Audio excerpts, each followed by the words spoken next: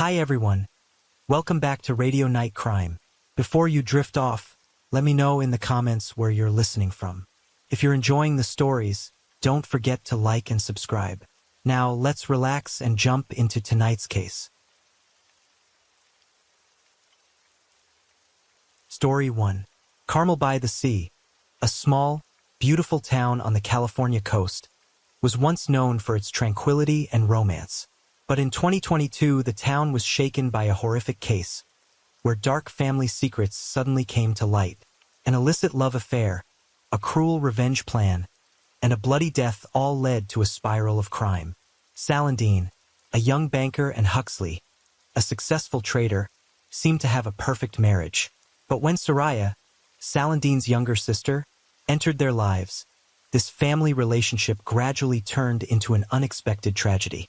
And then, one fateful day in April 2022, Salandine's father suddenly disappeared, leaving behind only a body with fatal wounds. Was the killer? What really happened? Join us as we explore the shocking Carmel by the Sea case, where a happy family was torn apart by cruel betrayals and revenge. Before we dive into the case, type yes in the comments section to let me know you're excited to explore this case. Salandine was born and raised in Carmel by the Sea, California, a peaceful town known for its natural beauty and romantic atmosphere. As a smart and beautiful woman, she has achieved much success in her banking career. At the age of 25, Salandine is a reputable banker in the town, loved by colleagues and customers for her dedication and professional attitude. On a personal level, Salandine always dreamed of a happy life where she could build a warm and stable family. That dream seemed to come true when she met Huxley, a talented and wealthy trader. Huxley was born into a family with a business tradition in Carmel by the Sea, California. With his intelligence, sharpness, and progressive spirit, Huxley soon succeeded in the financial field. By the age of 26, he had become a brilliant trader, known for his bold and effective decisions in trading stocks and currencies. Huxley's career grew rapidly, bringing him not only wealth but also fame in the financial community. He was considered the quintessential success story: young, talented, and ambitious. Huxley's personal life is also quite perfect. In 2021, he met and fell in love with Salandine, a smart and beautiful bank employee. Their relationship progressed quickly. At first, their social media conversations seemed to be just light exchanges.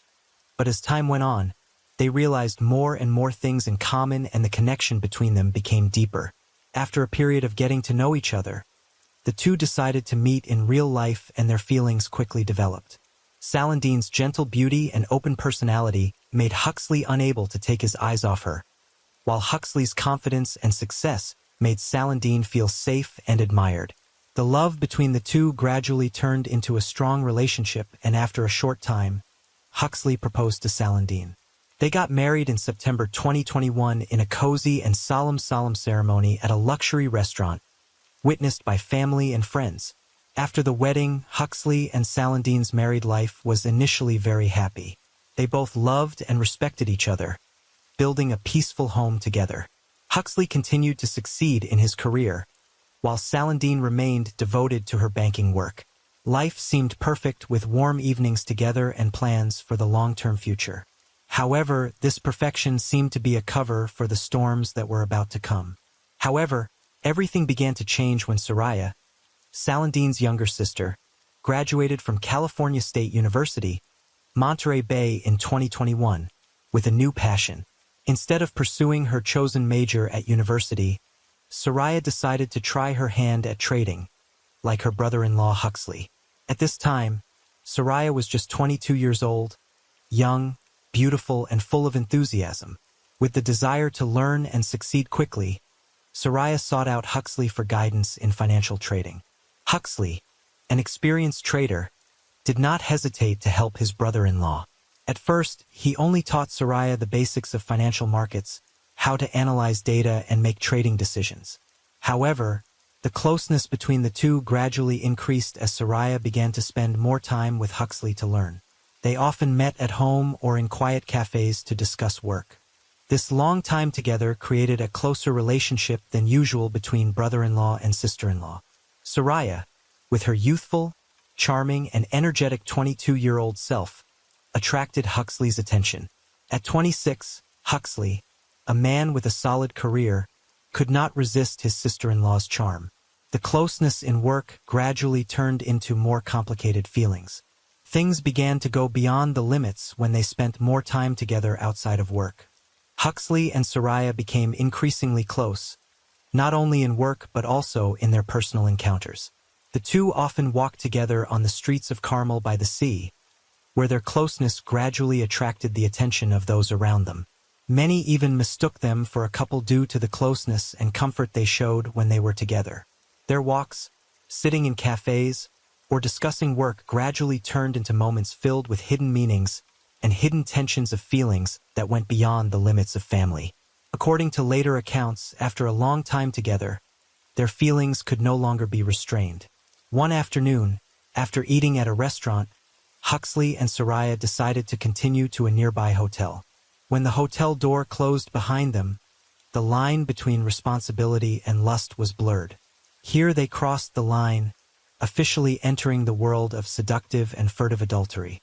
After that afternoon, the affair between Huxley and Soraya did not stop. They continued to meet secretly in many different places, from Huxley's own house, when Celandine was not home, to other hotels in town. Both seemed to be completely immersed in this relationship, despite the risk of being discovered. Soraya, with her charming beauty and youth, and Huxley, with his experience and charisma, formed a passionate but dangerous love. For 3 months, Huxley and Soraya secretly maintained an affair without Celandine's knowledge. Celandine remained carefree, regularly asking Huxley about her sister's academic progress, confident that her husband was helping Soraya develop her career. She never suspected that, behind those meetings that were supposed to be work, there was a passionate and treacherous love affair going on. Everything was only discovered when one day, while accidentally checking Huxley's phone, Celandine read the messages between her husband and sister on the Telegram application. The messages were filled with sensitive words, affectionate words and sentences that crossed all the boundaries of a normal relationship between a brother-in-law and sister-in-law, even vulgar and sensitive words. A feeling of shock and pain surged inside her when she realized that her husband and sister had betrayed her all this time. However, instead of immediately confronting and exploding with emotions, Celandine remained extremely calm. She understood that if she acted hastily, the truth could be hidden and no one would be held responsible for what happened. She decided to stay silent, continue to observe and plan for the day the truth would be revealed. Celandine waited for the perfect opportunity to confront both Huxley and Soraya to make them pay for this unforgivable betrayal and deception. In mid-February 2022, Celandine and Huxley's paternal and maternal families had a large family gathering. This was an occasion for the whole family to gather, including both parents and all close relatives. But in Celandine's heart, she had prepared for a completely different event. With clear evidence of betrayal that she discovered through telegram messages, Celandine decided to expose the truth publicly. In the normal atmosphere of the gathering, Celandine suddenly turned on the family TV where she had prepared screenshots of sensitive messages between Huxley and Soraya. When the images appeared on the screen, all eyes turned to the two. No one in the family could believe what they were seeing. Huxley and Soraya, completely surprised and embarrassed, could not deny when faced with undeniable evidence. The atmosphere suddenly became tense and heavy. Celandine began to question both of them, and the silence from Huxley and Soraya only increased everyone's anger. The family members repeatedly questioned Huxley and Soraya, causing the situation to become extremely tense. At this time, Mr. Maxton, Celandine and Soraya's father, in a fit of rage, could not control himself. He picked up a sharp pan from the kitchen and hit Huxley hard on the head. The blow was so strong that Huxley collapsed and had to be hospitalized immediately. After this violent incident, the family tried to sit down together to discuss and resolve everything amicably. After Huxley was discharged from the hospital, both he and Soraya officially apologized to Celandine in front of everyone, promising that their illicit relationship would never happen again. Huxley and Soraya both admitted their mistakes. Everything seemed to have calmed down after that tense meeting, but the storm still quietly gathered in the following days. opening up dramatic events that no one could have expected. About 2 months after the tense family reunion, in early April 2022, an unexpected incident occurred.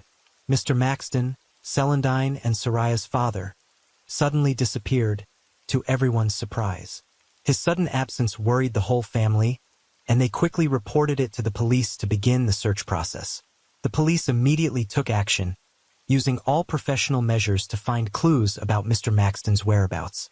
After 4 days of intense searching, Mr. Maxton's body was discovered in a bush on the outskirts of Carmel by the sea. He was carefully hidden in a deserted area, and his body had multiple fatal injuries to the head, indicating that he had been brutally attacked before he died. The scene where the body was found left the police in shock. It was clearly a case of premeditated murder. The injuries to Mr. Maxton's head, especially the severity of them, suggested that the perpetrator had attacked him brutally and had likely used a hard object, possibly a stick or similar weapon.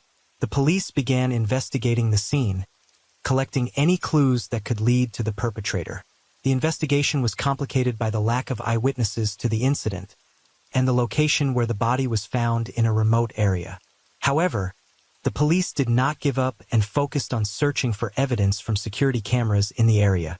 A video from a resident's camera showed a man approaching Mr. Maxton from behind, attacking him with a baseball bat, and then forcing him into a car. Although it was only a small angle, the license plate was clearly visible. It was a Tesla electric car. The police conducted a thorough investigation and verified that the owner of the car was Huxley, Mr. Maxton's son-in-law. This was the first important clue that the investigation force grasped in the investigation of Mr. Maxton's disappearance and subsequent murder. The police immediately issued an arrest warrant for Huxley for questioning. At the police station, Huxley tried to deny any involvement in his father-in-law's death. However, with the undeniable evidence from the Tesla car, Huxley began to fall into a passive position. The investigators, using psychological techniques and continuous questioning, pressured Huxley throughout the interrogation. Huxley could not provide a convincing alibi for the time of Mr. Maxton's murder. When faced with sharp questions and increasingly clear evidence, he gradually lost confidence. After about 3 hours of intense struggle at the police station, Huxley finally succumbed to the pressure and admitted to the crime. In his testimony, Huxley admitted that he had harbored resentment since Mr. Maxton hit him in the head during a tense family meeting 2 months ago. The feeling of being humiliated in front of his family made him angry and wanted revenge. Huxley had carefully planned and chosen the right time to attack Mr. Maxton. On the night of the incident, Huxley secretly followed Mr. Maxton and attacked him from behind with a baseball bat. After Mr. Maxton was unconscious, Huxley put the body in his Tesla, drove it to a remote area outside of town and hid the body in the bushes, hoping that no one would discover it. However, the traces from the tram and the security cameras exposed Huxley's actions, making it impossible for him to escape responsibility for the crime he committed. Huxley initially admitted that his crime was related to the murder of Mr. Maxton. However, when a female investigator asked him more about his family relationships, especially about Soraya, his sister-in-law, Huxley began to tell her in detail about his secret relationship with her. Huxley began to confess that the illicit relationship between him and Soraya had begun several months before the incident. He recounted that Soraya initially came to him for guidance on the trading profession, and those meetings were purely business. However, during the process of working together, the two gradually became close, not only professionally but also emotionally. Huxley admitted to the female investigator that Soraya, at 22 years old, full of life and attractive with youthful beauty, quickly caught his attention. At first, the two only spent time together during their apprenticeships, but this closeness gradually led to them developing feelings that went beyond the boundaries of family. Soraya was also attracted to the confidence and strength that Huxley displayed, and they gradually fell into an affair. Huxley continued that the afternoon at the hotel after dinner at the restaurant was the turning point in their relationship. There they could not control their emotions and crossed the moral line, starting a secret relationship. From then on, they continued to meet in many other places, including Huxley's own house when Saladin was not at home, and at hotels in the town of Carmel by the Sea. Each time they met, Huxley was haunted by the fear of being discovered, but Soraya's attraction and sense of challenge made him unable to stop. Huxley admitted that the affair created tension not only in his relationship with Saladin but also in his inner self. Although he knew that his actions were wrong and would have serious consequences, he could not resist the temptation. Huxley's recount after the incident was exposed to the family in February 2022, and everyone sat down together to resolve it. Huxley and Soraya apologized to Saladin and promised to end the wrong relationship. However, during the interrogation at the police station, Huxley confessed to the female investigator that the promise was only on the surface. He and Soraya, despite the commitment to the family, continued to have secret relationships afterwards. Huxley admitted that, even when everything seemed to be resolved, he still could not resist the strong attraction that Soraya had for him. Soraya, with her youthful beauty and boldness, continued to seduce him, leading to the affair lasting for several weeks. Their meetings became more discreet, but still took place at the same places they had been before, including hotels and even at Saladin's own home when she was not around. Huxley confessed that, although he knew that this relationship was pushing him down the wrong path, the temptation from Soraya was too great for him to stop. Every time he saw Soraya, he felt her attraction was stronger, and he could not resist his desires even though he knew that the price to pay would be extremely high. Throughout the confession, Huxley mentioned many times that Soraya made him feel like he was stuck between guilt and intense desire. He realized that it was his continued secret relationship with Soraya that led to the climax of the tragedy when all the negative emotions in him. Huxley's confession shocked the whole family and the Carmel by the Sea community when the killer was none other than the son-in-law that the family once trusted. Huxley's trial took place in October 2022 in the town of Carmel by the Sea, attracting the attention of the whole community. The court was packed with people, from the victim's family to the media and the public, all closely following this shocking case. The fact that Huxley, a model husband in the eyes of many, became a brutal murderer of his own father-in-law caused outrage and confusion in public opinion. During the trial, the prosecutor presented the entire details of the case, starting from Mr. Maxton's sudden disappearance until his body was found with multiple fatal head injuries. The prosecutor emphasized that the murder was not just a spontaneous act but a deliberate plan by Huxley, motivated by hatred and humiliation after being attacked by Mr. Maxton at a family gathering. They also presented evidence from security cameras and the license plate of the Tesla, proving Huxley's direct connection to the crime scene. Telegram messages between Huxley and Soraya were also introduced into evidence, not only to clarify the illicit relationship between the two but also to prove Huxley's motive. The prosecutor argued that it was the exposure of the affair to the family that made Huxley hate Mr. Maxton, leading him to decide to kill him. In his testimony, Huxley admitted to the murder, but described it as a result of accumulated frustration and uncontrollable anger after being insulted by Mr. Maxton. He recounted that, on the night of the incident, he followed Mr. Maxton, attacked him from behind and beat him to death with a baseball bat. Huxley's defense attorneys attempted to mitigate the charges by emphasizing his unstable mental state at the time of the crime, arguing that Huxley had acted on impulse, under the influence of the shock of his previous attack by Mr. Maxton. They also argued that Huxley had no initial intention to kill, but that the situation had spiraled out of control.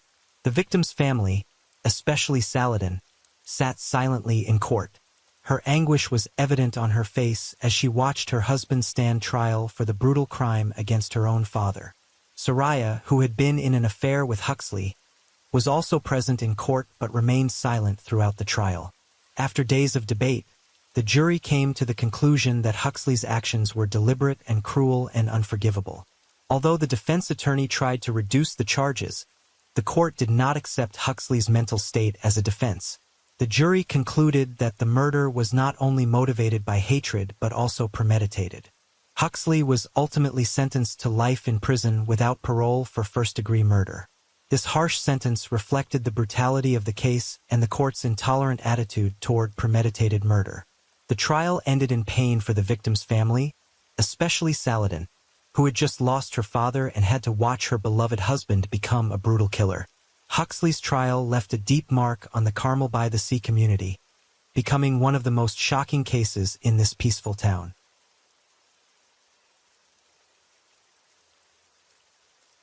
Story 2. On an August afternoon in 2009, in a quiet residential area in the suburbs of Los Angeles, a horrific murder occurred, shocking the entire community. The home of Claire and Ryan Carter, once considered a peaceful refuge, became the scene of a gruesome crime. Neighbors became suspicious when the couple did not appear for 2 days, until a foul smell from inside the house spread throughout the area. What happened inside the house opened a story full of mystery and tragedy. Claire Carter, 38, is an elegant and attractive woman. Despite being in middle age, she maintains a slim figure, and her face still has charm. She used to have a stable, respectable career as a primary school teacher. But after many years of marriage to Ryan, Claire decided to give up her job to become a housewife. Thinking that she should focus completely on her family, Claire wants to be a thoughtful wife, giving her husband stability and peace every time he returns from a tiring day at work. Claire's husband, Ryan Carter, 40, is a successful businessman in the construction industry. He owns and operates a thriving construction company in Los Angeles. His success in his career has provided his family with a comfortable life, lacking nothing in terms of material things. The couple lives in a large, modern house in the suburbs, surrounded by a spacious garden, where Claire often goes to tend to the flowers and find peace of mind. Although Ryan is successful and talented, his job requires him to travel frequently. For Ryan, business trips are an inevitable part of his career, helping him expand his company and maintain large contracts. However, this has caused him to be absent from Claire's daily life, leaving her alone to face the loneliness and emptiness in the large house. At first, Claire tried to find activities to fill her free time, from planting flowers in the garden, joining social clubs, to spending more time on housework. But as time passed, the distance between Claire and Ryan grew wider. Claire increasingly felt the boredom in her marriage. She no longer felt like she was Ryan's priority, but just a housekeeper for him.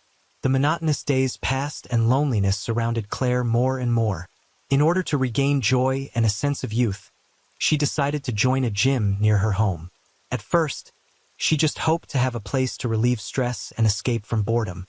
However, what awaited her at the gym completely changed her life. One day, she arrived at the gym full of vitality, and the vibrant music and dynamic atmosphere immediately attracted Claire. To quickly improve her health and spirit, Claire decided to hire a personal trainer to help her achieve her goals. That's when she met Logan Bennett. Logan, 20 years old, is a young, dynamic, and attractive trainer. He has a toned body, with clear lines, especially a confident smile and warm eyes. Logan not only stands out in appearance but also exudes confidence and professionalism in every movement he guides. When Claire first met him, she felt something different. Logan is someone who has helped many people achieve their health goals.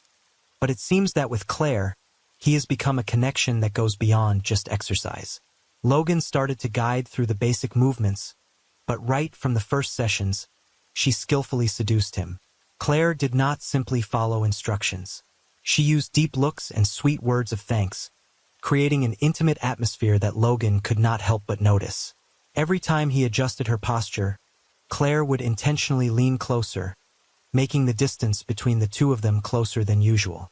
Logan's gentle touches, seemingly unintentional, made Claire even more certain that he could feel the connection between them. Logan's smile every time she improved seemed to be more than just a compliment about her technique, but also contained a deeper affection. Claire knew this, and she deliberately did everything she could to make Logan more attracted. Through the following practice sessions, Claire gradually made their interactions more subtle. Every time Logan stood behind her to adjust her posture, Claire could feel his warmth spreading, and her heart began to beat faster. His eyes lingered on her longer, and Claire couldn't help but feel Logan's intense charm. She was not only attracted by his training skills, but also by the youthful, passionate vitality that Logan brought. Every smile, every word he spoke was like drops of sweet honey, soothing the loneliness in Claire's heart. She felt young again, longing to live every moment to the fullest. Logan not only responded to the charm, but also took the initiative to take it a step further. Small talk about personal life gradually replaced the topics of training. He asked about Claire's husband, about her worries and family life, and Claire realized that Logan was the one who understood the void in her soul. He listened and sympathized, making her feel understood and shared. Logan's compliments became more and more daring, not only about Claire's skills but also about her attractive appearance. Each message from him was no longer just about the training schedule, but became sweet flirtations, making Claire gradually fall deeper into the irresistible charm. One day, after a stressful training session, Logan asked Claire to go out for coffee. Instead of refusing like before, this time Claire agreed. In the intimate space of the coffee shop, the attraction between the two became more obvious than ever. That meeting marked the beginning of a secret relationship between the two. They often met more often after each practice session. Logan brought her moments of ecstasy that she had not experienced for a long time, but that could not erase the fact that she was betraying her husband. However, each meeting with Logan only made Claire sink deeper into this secret love, ignoring all worries or consequences ahead. Even though she knew she was going too far, Claire could not stop herself from seeking love from Logan. Every time Ryan called from his business trip, Claire felt empty and guilty, but soon after that she was immersed in passionate feelings for Logan. Her life gradually became a series of days living in conflict and secret passion. After about 2 months of the secret relationship between Claire and Logan, Ryan began to notice unusual changes in his wife. Claire was leaving home more often to go to the gym, and she was staying there longer than before. Ryan, who was always busy with work, had not noticed these small before, but now they were too obvious to ignore. His trust in Claire began to waver, and doubts gradually invaded his mind. One afternoon, Ryan decided to come home earlier than usual after a short business trip. That afternoon the couple was still happy together, but at around 4 p.m. Claire said she wanted to go to the gym, and Ryan agreed without hesitation. Meanwhile, she saw that her husband did not seem suspicious, so she quietly left the house in her normal clothes. With a plan in mind, Ryan decided to follow Claire. He quietly drove behind, hoping to find answers to his doubts. However, when he arrived, Claire did not go to the gym, but instead he saw her driving in the other direction. Not wanting to lose her, Ryan silently followed her. His heart was beating fast, filled with anxiety and unease. Finally, Claire stopped the car at a small-budget hotel near the gym. Ryan parked the car a distance away, trying not to reveal that he was following her.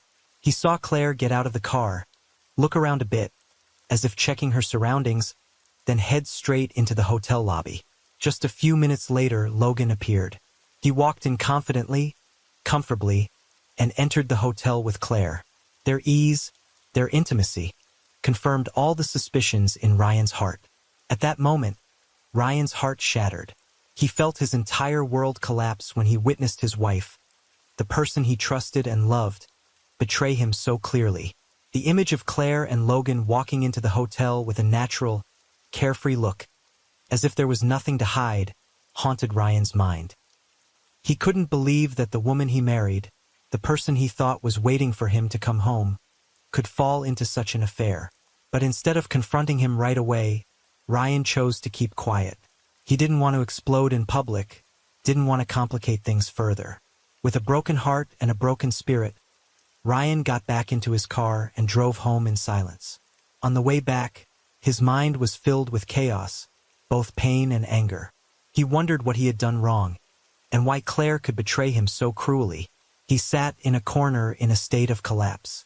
Around 7 o'clock in the evening, when Claire returned home, she immediately sensed a strange atmosphere. Ryan sat in a corner of the living room, his eyes staring into space, his expression unusually cold. Instead of greeting her with his usual superficial questions, Ryan remained silent, his sharp gaze directed at her. Claire felt anxious, but still tried to keep her calm, as if nothing had happened. She put down her bag and walked into the room, intending to go upstairs to change like usual, but Ryan stood up. He approached her, the tension in the air thickening. Claire could clearly feel the suspicion and anger in his every step.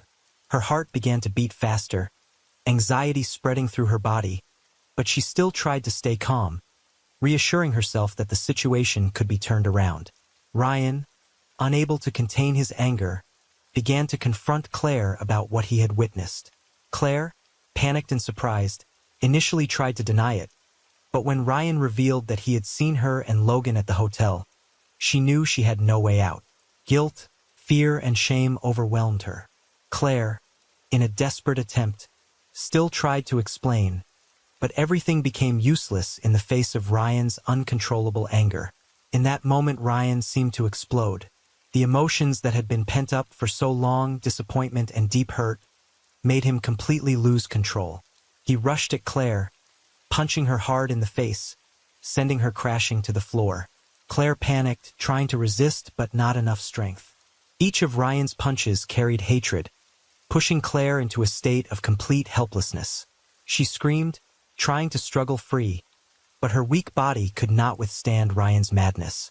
In a fit of rage, Ryan found a pair of scissors on a nearby table. He took it and, in a frenzy, stabbed it straight into Claire's neck. She collapsed to the floor, her hands clutching her throat, blood pouring from the wound. Her body began to convulse violently as she struggled to breathe, her eyes wide open in fear and pain. Within minutes, Claire was dead, her body motionless on the floor, blood splattered all around her. After killing Claire, Ryan stood frozen in the middle of the house, breathing heavily and eyes filled with panic. The scene before him was beyond belief. Claire lay motionless on the floor, blood splattered everywhere, her eyes wide open in haunting death. In that moment, Ryan was no longer himself. He had just lost his wife in a fit of uncontrolled rage, and now the consequences of that horrible act were clearer than ever.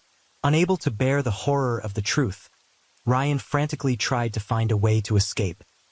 He hurriedly left the house, leaving his wife's body in the empty and cold house. His steps were hurried, his eyes filled with fear. He had no plan, no idea where he was going or what he was doing. All he wanted was to escape the nightmare he had created. After escaping, Ryan found himself in a remote forest where he knew there was an abandoned house in the mountains that few people knew about. It was a place he and Claire had visited on a camping trip many years ago. The old, abandoned house in the middle of the mountains became his temporary refuge. In a panic, Ryan just wanted time to think, but his mind was completely blank. He couldn't escape the images of Claire of the moment he lost control and killed her. At night in the abandoned house, Ryan couldn't sleep. Claire's screams and panic echoed in his head. Meanwhile, in the residential area where they lived, neighbors began to notice something unusual. After 2 days without seeing Claire or Ryan, some neighbors were curious about the suspicious silence. A curious female neighbor came to see. While she was approaching the house, she smelled something like a rotting object or corpse. The neighbor approached the window and was shocked to see a woman's body lying on the floor with a pool of dried black blood, as if the corpse was starting to rot. When they saw her running back in a state of panic, many people were startled, and then they started calling the police. The police quickly arrived at the scene. As they approached the house, they also smelled a strong stench, and the door was still closed. They decided to break down the door and enter. The scene inside shocked all the police present. Claire's body was lying in the middle of the living room. Her blood had dried and her body had begun to decompose, causing an unpleasant stench. The house was filled with a deathly silence, cold and haunting. Immediately, the police sealed off the scene and began an investigation. They quickly recognized the signs of a violent murder. Claire's body had a fatal wound to her neck, indicating that she had been brutally attacked. There were traces of an argument and a fight throughout the house. Upon closer inspection, they discovered that there were no signs of forced entry from outside. This led them to believe that the perpetrator was someone known to the victim, possibly a relative or family member. The police began collecting statements from neighbors. Several people confirmed that they heard loud arguments between Ryan and Claire a few days before the incident. They also said that Ryan had been acting strangely recently, often coming home late and looking stressed. All the initial evidence pointed to Ryan, the husband, as the prime suspect in the case. A manhunt for Ryan was quickly launched. The police searched everywhere for him, but Ryan seemed to have disappeared without a trace. However, with the rigor of the investigation, they did not miss any details. When they carefully checked the information about places Ryan might have been, they discovered a remote mountainous area where the abandoned house that Ryan had been to before was located. The police decided to send a search party to this area. After several days of searching, they finally discovered Ryan's hideout. He was hiding in the abandoned house, exhausted and panicked, no trace of the successful man he once was. When the police stormed in, Ryan did not resist. He knew that everything was over. His escape could not last forever. The police arrested Ryan without much difficulty.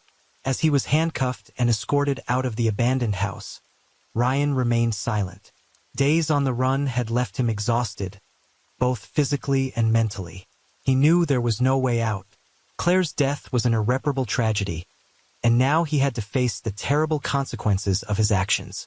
Ryan was taken to the police station for questioning.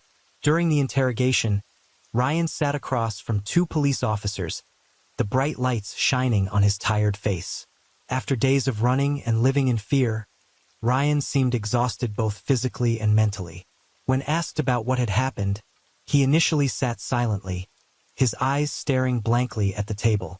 But under pressure from the investigators, Ryan began to speak. He recounted every detail of that terrible night from the moment he discovered Claire and Logan at the hotel, the anger and betrayal that exploded inside him, leading to the tense confrontation when Claire returned home. The uncontrolled rage transformed him into a different person. He remembered every punch, every pain he felt as he saw the fear in Claire's eyes, and the fateful moment when he grabbed the scissors and ended her life. Ryan's voice broke as he admitted that he had no idea what he was doing in that frenzy. When Claire collapsed, blood pouring all over the floor, he realized that things had gotten out of hand, but it was too late. After killing Claire, he had only one thought: escape. After the interrogation, Ryan was taken to prison. There, he was locked in a small cell, awaiting his trial. The space was cold and dark, but Ryan knew that there was no greater fear than facing what he had done and the haunting memory of Claire's death that would never leave him. Shortly after the trial, Ryan entered the courtroom, his face tense and tired. Claire's family sat across from him, their faces still etched with pain and anger. The courtroom fell into a heavy silence as prosecutors began to present the overwhelming evidence against Ryan.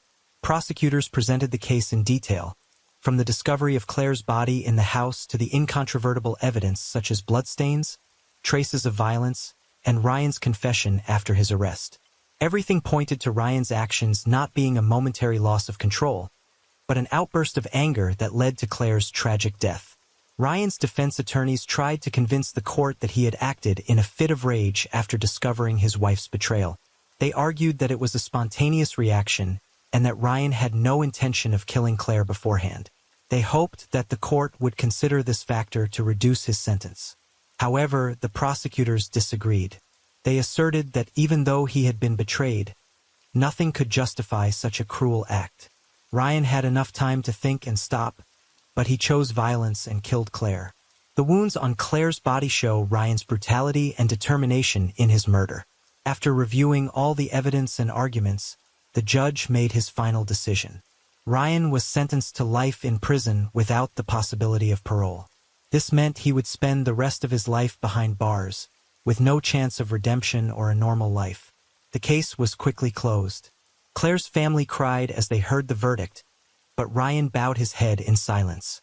For him, there was nothing left to fix. The trial ended, leaving behind a heartbreaking tale of destruction caused by anger and betrayal, and Ryan had to live with the consequences of his wrongdoing for the rest of his life.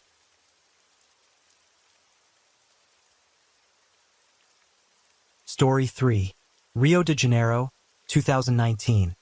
A small coastal town that seems peaceful, but deep beneath the surface, dark secrets are about to be exposed.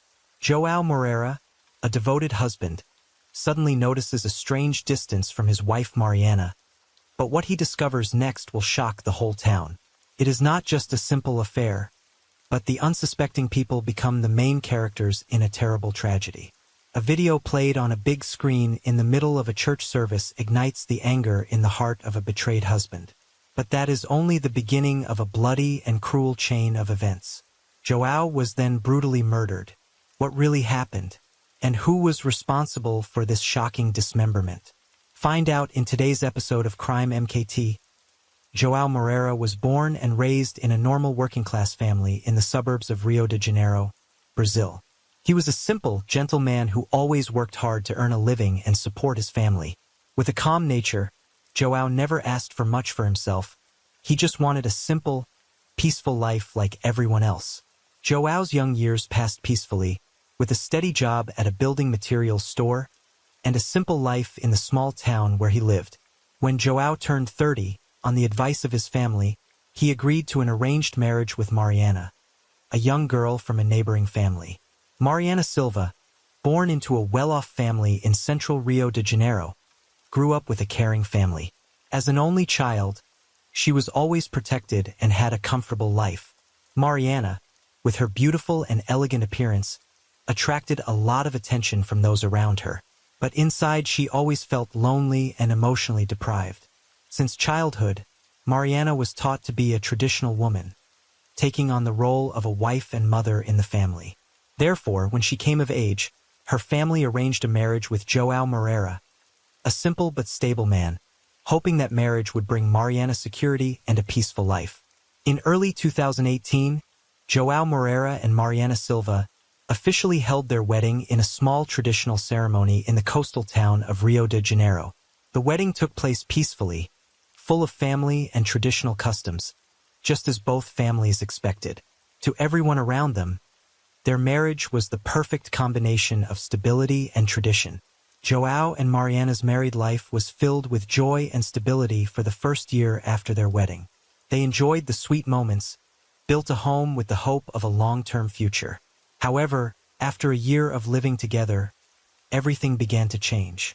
João became more and more immersed in work, often busy, spending less time with his family. Mariana, who craved attention and affection, gradually felt lonely and lost in her own marriage. The small distances between them grew larger and larger, giving rise to coldness in the relationship. Mariana, who was an emotional woman, began to feel empty as João became increasingly busy with work. João's attention and kind gestures gradually became a luxury in their marriage. She did not know who to share it with, and the church, which she had attended since childhood, became her spiritual support during this time. Mariana began to attend church more regularly, not just on Sundays but also on weeknights. Each time she went, she would sit quietly in the last pew, praying in the hope of finding peace for her troubled soul. The flickering candles in the church only made her feel more alone, but here she felt unjudged, surrounded by a sacred space. Father Felipe, a 40-year-old man with a calm appearance and an ability to understand human psychology, quickly recognized the sadness hidden in Mariana's eyes. He noticed that she came to church more often, but not like the other believers. Every time Mariana sat down after prayer, she was quiet, did not talk to anyone, just sat and watched the church in the dim light. Felipe, with his priestly responsibilities, approached Mariana gently. At first, he only asked her about her family life and comforted her with advice on her faith and how to mend their relationship. But gradually, Felipe's interest became more than just a priestly one and became more personal. Their conversations extended beyond the Mass, becoming more intimate over time. Mariana, feeling lost, began to rely on Felipe's words and presence to fill the void left by João. She felt heard, understood, something she no longer felt from her husband.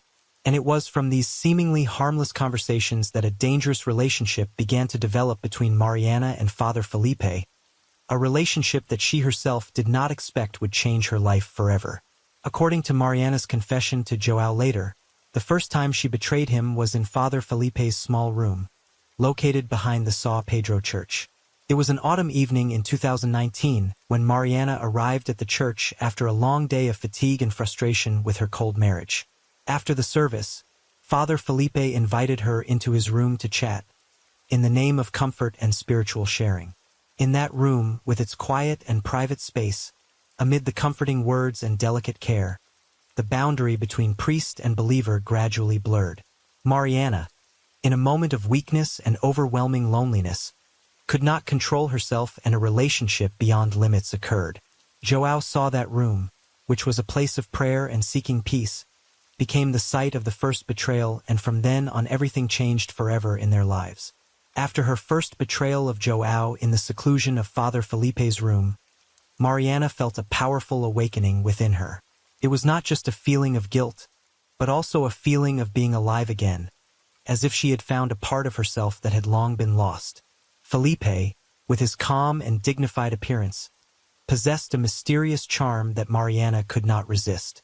In their moments together, she realized that Felipe was not only strong in spirit, but also filled with a passion that she had never felt from João. After that first meeting, their relationship did not stop. Mariana felt the intense excitement of the secret, and she constantly sought ways to be close to Felipe. They began to meet more frequently, not only during evening prayers or after church services, but also more daringly in Mariana's own home. Whenever João went to work at noon, she invited Felipe over. When Felipe arrived, they often took advantage of every minute. Mariana and João's house, once a peaceful haven for the couple, had become a place of sinful secrets. Their encounters took place in Mariana's bedroom, sometimes on the living room sofa, with the door closed to hide any traces. The walls of the house became silent witnesses to their illicit affairs, and Mariana seemed unable to stop. Every time Felipe, Mariana was in a state of excitement and tension, she said. She knew what she was doing was wrong, but Felipe's attraction was too great to resist. The boldness of their encounters made them lose control more and more, and Mariana often glanced at her watch, worried that João might return at any moment. But the sense of danger only served to heighten her excitement. Gradually, their encounters became an indispensable part of Mariana's life. She no longer cared about why she was in this situation, but only immersed herself in a passion she had never felt before. Her relationship with Felipe deepened, and Mariana knew that the path she was on would never be the same again. Around July 2019, João noticed a distinct change in Mariana. She became increasingly distant and frequently left home, using the excuse of going to church to participate in prayer and charity activities. Mariana's late evenings, or her sudden afternoon outings, began to make João feel uneasy. Mariana's superficial answers about the time she spent at church and her change in attitude only made João more suspicious. She stopped spending time with João, and when he tried to ask about her travels, she would give short answers or use religious excuses to avoid him. João, a devoted husband who had always trusted his wife completely, began to sense that something was wrong. Father Felipe, the priest his family had always respected, suddenly appeared more and more in Mariana's stories, making him increasingly worried. Pieces of his wife's actions gradually convinced João that Mariana was hiding a bigger secret. In August 2019, João, tormented by suspicions of his wife's infidelity, decided to take action. While away on business, he secretly installed cameras in the house to monitor his every move in his absence. A few days later, when he checked the videos, João couldn't believe his eyes. He was shocked to see a naked recording of Mariana and Father Felipe on the sofa in the living room. The betrayal took place in the very house he had considered the safest place. Anger welled up in João as he witnessed his wife and the man he once trusted indulging in an illicit affair. Feelings of betrayal and humiliation overwhelmed him, but instead of confronting him immediately, João chose to take revenge in an unexpected way. He began to plan a public revenge to expose the truth, but kept it a secret, not giving any sign to Mariana. The thought of betrayal constantly tormented him, urging him to avenge his shattered pride. On September 15, 2019, João was prepared for the moment that he knew would change his life and the lives of those around him. The Sunday Mass at the church was as crowded as ever, with hundreds of parishioners listening attentively to Father Felipe's sermon. No one expected that, in that solemn and sacred atmosphere, a great shock was waiting for them. João had spent many nights meticulously planning. He had quietly been tinkering with the church's projection system, preparing for the moment when he would expose the terrible truth about the illicit relationship between his wife, Mariana, and Father Felipe. As Felipe's sermon reached its climax, João seized his opportunity. With just a click, The entire large screen behind the pulpit lit up, drawing the eyes of everyone in the church. At first, the explicit, ambiguous images that appeared confused everyone. But in a split second, noise and screams began to ring out as they recognized the two main characters in the video, Mariana and Father Felipe. Naked, they were in an intimate position right on the sofa in Joao's living room. The entire church fell into an eerie silence. No one could believe their eyes. The parishioners were so shocked that they could only stand there, some covering their mouths, others closing their eyes and turning away in disgust and shock. Whispers and screams filled the church like a storm, breaking the sacred peace of the ceremony. Mariana, sitting in the pew with the congregation, felt her face burning and her body collapsing. She kept her head down, not daring to look at anyone. The humiliation weighed heavily on her, suffocating her every breath, making it impossible for her to face the surprised and judgmental eyes around her. As for Father Felipe, who had just finished his devotion standing at the pulpit, he was now petrified. He was completely motionless, unable to speak. His eyes wide open and his body frozen in the face of the scorn of hundreds of parishioners. His usual dignity, his self-confidence, had all vanished in a matter of minutes. Joao, from the back of the church, looked up at the scene he had created with a mixture of satisfaction and unending pain.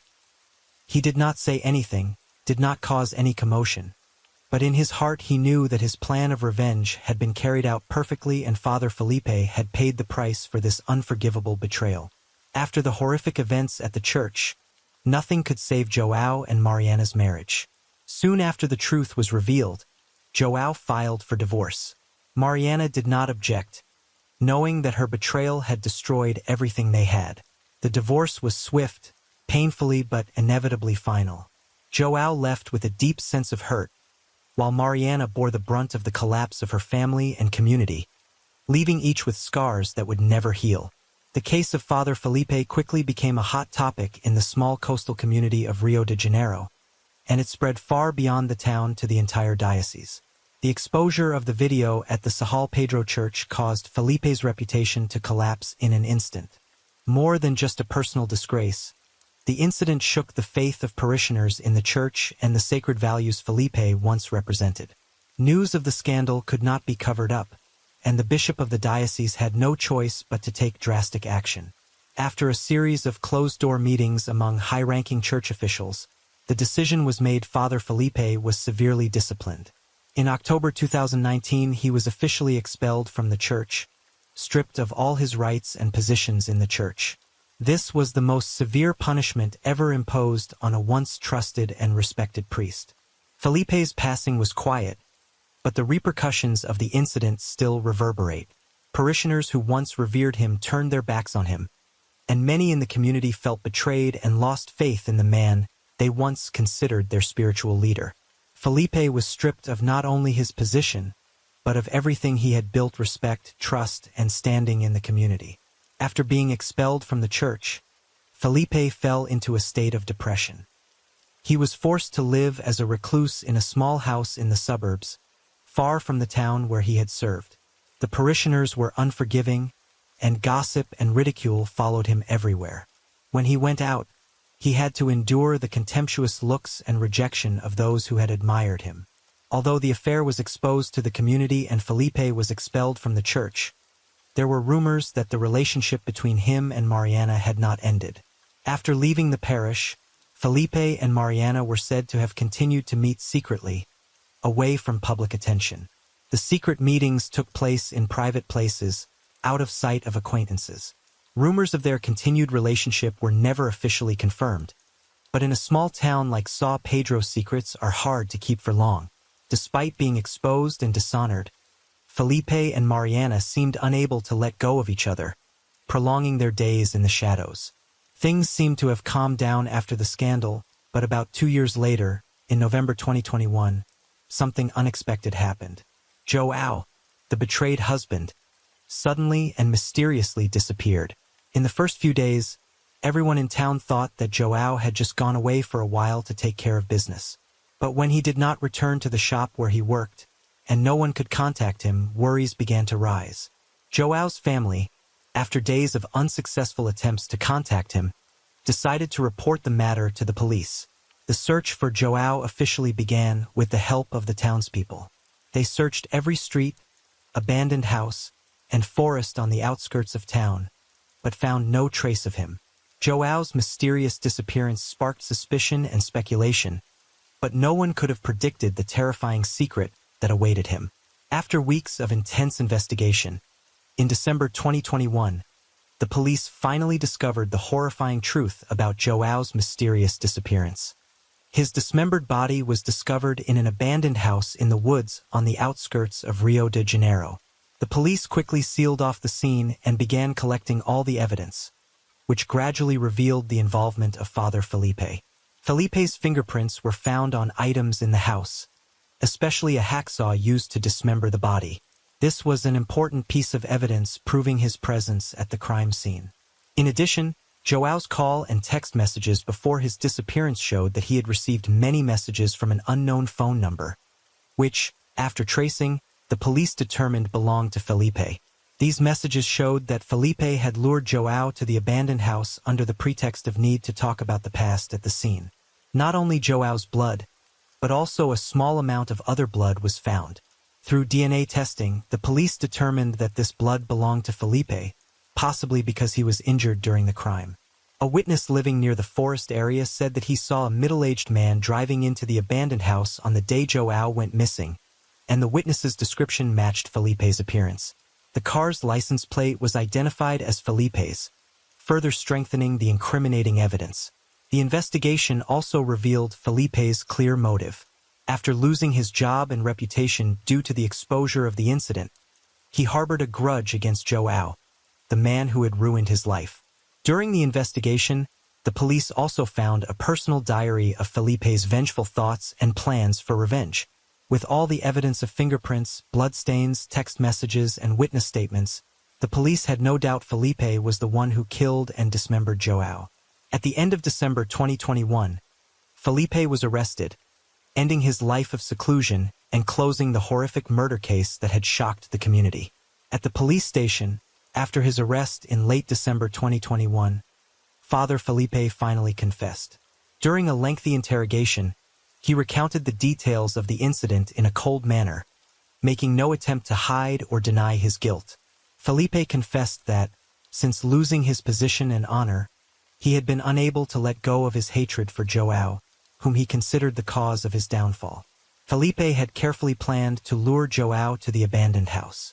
He sent anonymous messages to João, pretending to want to reconcile and talk about what had happened. When João arrived, Felipe attacked him, leading to a fight. In a fit of rage, Felipe killed João on the spot. After the crime, he tried to hide the body by dismembering João and hiding the body parts in the abandoned house as a form of revenge. Felipe's detailed confession brought the case to a close, leaving everyone shuddering at the cruelty of a once-respected man. In March 2022, Father Felipe's trial took place in the town where the shocking incident took place. The case captured the attention of the entire community, with many people coming to watch the trial. Over several days of trial, evidence of fingerprints, text messages, and Felipe's detailed confession were presented, leaving no doubt about his guilt. Felipe sat silently in the dock, his face stony and unrepentant. It took the jury only a short time to reach its verdict. With all the evidence incontrovertible, Felipe was sentenced to life in prison for the murder and dismemberment of João. The case ended with a harsh sentence for the once-respected priest, but the consequences for the community and those involved will last forever. This case is not only a story of betrayal and personal vendetta, but also exposes the darkest corners of the human heart, where the worst emotions can erupt and lead to tragedy. Once a respected priest, Felipe turned into a murderer, losing his honor, love, and the life he had built. Cold-blooded revenge left a family broken, a man dead, and a small community deeply traumatized.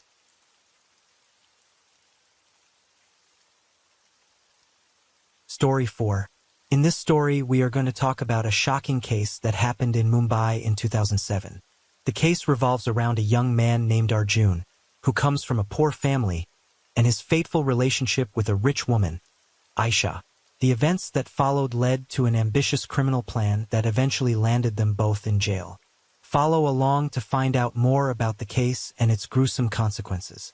Arjun, a 26-year-old man, was born and raised in the small town of Gwalior in central India. He is the fourth child in a poor family of 6 siblings. Arjun's parents were manual laborers, but their income was unstable and not enough to support the family. Therefore, since he was a child, Arjun had to shoulder some of the responsibility of helping his family. Due to his financial situation, he could only finish secondary school, then was forced to drop out of school to start working early. Without a degree or professional skills, Arjun had to accept manual labor jobs, but the income was still not enough to support the family. As an adult, Arjun decided to move to Agra, a city famous for its tourist attractions such as the Taj Mahal. There, he found work as a hotel boy, where he served wealthy guests to earn extra money. Despite knowing that this job was full of humiliation and pitfalls, Arjun still tried to hang on because he had no choice. All he could think about was the money that would help his family and support his younger siblings who were still in school. Aisha, a 50-year-old woman, lives in the bustling city of Mumbai, India. She comes from a wealthy and powerful family, and her life has been further enhanced after she married a successful businessman. Her husband is a man who owns many assets, including large real estate and land plots across Mumbai. However, her lavish and fulfilling life suddenly fell into tragedy when her husband passed away in a terrible car accident a few years ago. Since then, Aisha has become the heiress to all of her husband's assets, including large real estates, houses and lands all over the place. Despite her wealth and having everything at her fingertips, her life has been lonely. She has 3 sons, all of whom have grown up and started their own families. After settling down, all 3 of her sons have moved abroad to live and develop their own careers. Now, in a large mansion in the middle of bustling Mumbai, Aisha is left alone, living a lonely life with the sadness of her past. Although she has a few maids to take care of the housework and daily needs, the absence of her husband and children leaves her feeling empty. Wealth, fame and power were not enough to fill the loneliness that pervaded her life, and gradually she began to seek other sources of joy to dispel the sadness in her soul. On June 4, 2005, Aisha, in a moment of loneliness and in search of new fun, decided to go to a luxury hotel in Agra, where Arjun worked. It was her first time in a place like this, but in her empty mood she wanted to try something different. When Aisha met Arjun, she was immediately impressed by the young man's tall, well-built body. Arjun's strength and attractiveness left Aisha feeling satisfied and fulfilled after the meeting. After the meeting, Aisha was not only satisfied with Arjun but also came up with a bold idea. Realizing that Arjun's youth and outstanding appearance could be a source of long-term happiness for her, Aisha made a surprising proposal.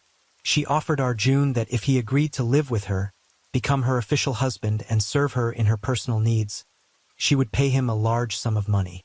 This amount of money was enough to change Arjun's life, helping him and his family escape poverty. At first, Arjun was hesitant. The offer was too attractive financially, but the idea of becoming the husband of a woman old enough to be his mother made him hesitate. He felt awkward, not knowing whether to refuse or accept. However, thinking about his poor family in Gwalior, his younger siblings who were still in school and needed money, and his own uncertain future, Arjun began to reconsider. Finally, under pressure from the situation, Arjun decided to accept Aisha's offer and agreed to become her husband, hoping that his life would change thanks to the money she promised. Arjun quickly adapted to a life of luxury he had never dreamed of before. Ever since he moved in with her, Arjun has not had to worry about work or the pressure of making a living. Aisha provided him with everything from luxury clothes, cars to expensive trips. Every day he was fed delicious meals and rested in comfortable spaces. Arjun's sole duty was to serve Aisha whenever she had physical needs. She requested his presence, and Arjun, with his strong body and good health, always satisfied Aisha completely. Aisha, accustomed to being pampered and living in luxury, quickly felt comfortable with Arjun's availability and abilities. To her, He was not just a young lover, but also a symbol of the strength and youth she craved to show her gratitude and satisfaction. Aisha often buys Arjun beautiful clothes from famous brands, takes him on trips to luxurious and lavish places. Every time they appeared together, Arjun was always dressed as a successful man, making everyone around him think that he was Aisha's official husband. Arjun's life seemed to reach the peak of perfection, no longer having to worry about the future or finances. However, on August 10, 2007, things began to change when Aisha decided to hire a young maid to help with the housework. The new maid's name was Mira. A 20-year-old girl, has a very beautiful appearance and a gentle personality. Mira comes from a small village in northern India, wishing to find a job to support her family.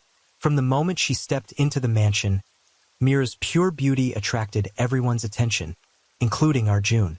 Although Aisha only hires Mira as a domestic help, her presence begins to disrupt Arjun's seemingly perfect life. He cannot deny the attraction of Mira's gentle beauty, and from here Arjun's inner conflicts begin to emerge, forcing him into a dilemma between his loyalty to Aisha and his growing feelings for Mira. On August 15, 2007, when Arjun first saw Mira, he was immediately captivated by the young girl's pure and gentle beauty. Mira had big round eyes, smooth skin, and a shy smile that made Arjun feel a strange attraction. Compared to Aisha, the old woman, Mira was full of vitality and freshness. In the early days, Arjun only observed Mira from afar, not daring to approach her for fear that Aisha would discover his special interest in this young maid. However, the attraction that Mira brought became more and more irresistible to Arjun.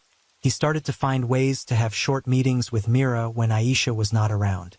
Whenever he met her in his daily work, Arjun always tried to find an excuse to talk to her, making Mira start to notice him. With his tall stature, confident demeanor, and tactful speech, Arjun gradually wins over the young girl's feelings, although Mira is initially reserved. On August 25, 2007, Aisha asked Arjun to accompany her abroad to visit her sons. She had planned this long trip and wanted Arjun to come along so that she would not feel lonely. However, deep down, Arjun was not excited about the trip. He had started to feel a strong desire for Mira, and leaving home at this point was no longer an attractive option for him. So Arjun tactfully declined Aisha's invitation, saying that he was not feeling well and needed to stay back to rest. Aisha did not suspect anything and decided to leave alone, leaving Arjun in the mansion with Mira. This was the opportunity Arjun had been waiting for. Soon after Aisha left the house, Arjun started approaching Mira more directly. With his assertiveness and experience in seduction, Arjun quickly made Mira feel confident and attracted to him. During Aisha's absence, Arjun and Mira started meeting more often. Initially, they had intimate conversations, but gradually Arjun did not hesitate to confess his feelings to Mira. Mira was unable to resist Arjun's charm and confidence. The two quickly began a passionate affair. They would meet secretly every night, taking advantage of Aisha's absence to make love like newlyweds. Arjun, with his strong body and skills, completely captivated Mira, and she was overcome with emotion. Aisha's time abroad turns into sweet and passionate days for Arjun and Mira. Despite knowing that this relationship is wrong, both of them cannot stop because of the great desire and passion they have for each other. However, in Arjun's mind he began to contemplate his next steps, for he knew that Aisha would soon return and his life would no longer be the same. After 3 months abroad, on November 25, 2007, Aisha returned to her villa after a long trip to visit her sons abroad. Little did she know that during her absence, Arjun and Mira have started a passionate affair. Aisha's return immediately puts a strain on the house, especially for Arjun and Mira. They know that their secret relationship can no longer continue freely. To avoid Aisha's suspicion, Arjun and Mira began to see each other less, only exchanging brief conversations and furtive glances whenever they had the chance. Although they still desired each other, they both had to hide their feelings. Living in fear of being discovered, Arjun, who had grown accustomed to living freely in Aisha's house, now began to feel suffocated. He was no longer satisfied with merely serving Aisha. Instead, he yearned to live a completely new life with Mira, whom he believed would bring him true passion and happiness. The tension gradually built up in Arjun's mind, and with each passing day he became more and more frustrated and annoyed. He began to see Aisha not as the rich patron who had helped him change his life, but as a huge obstacle that prevented him from being with Mira and living the life he wanted. A dark plan came to his mind. If Aisha was no more, he could take over all her property and live happily with Mira forever. This thought haunted Arjun, and he began to meticulously plan to get rid of Aisha. On December 20th, 2007, unable to contain himself any longer, Arjun decided to share his intentions with Mira. During a clandestine meeting when Aisha was not at home, Arjun told Mira about his plan to get rid of Aisha. He explained that if they could get rid of her skillfully, they would be able to take over the entire property, live in luxury, and never have to worry about money or separation again. At first, Mira was shocked by Arjun's offer. She had never considered killing anyone, especially someone she worked for. Fear filled Mira's heart, and she immediately rejected this bold and dangerous idea. She did not want to be involved in a criminal act and feared that they would be discovered, costing both their lives and freedom. However, Arjun did not give up. He used every word to convince Mira, saying that this was the only way they could be together forever. However, he painted a vision of a life of wealth, freedom, and no longer having to fear Aisha's control.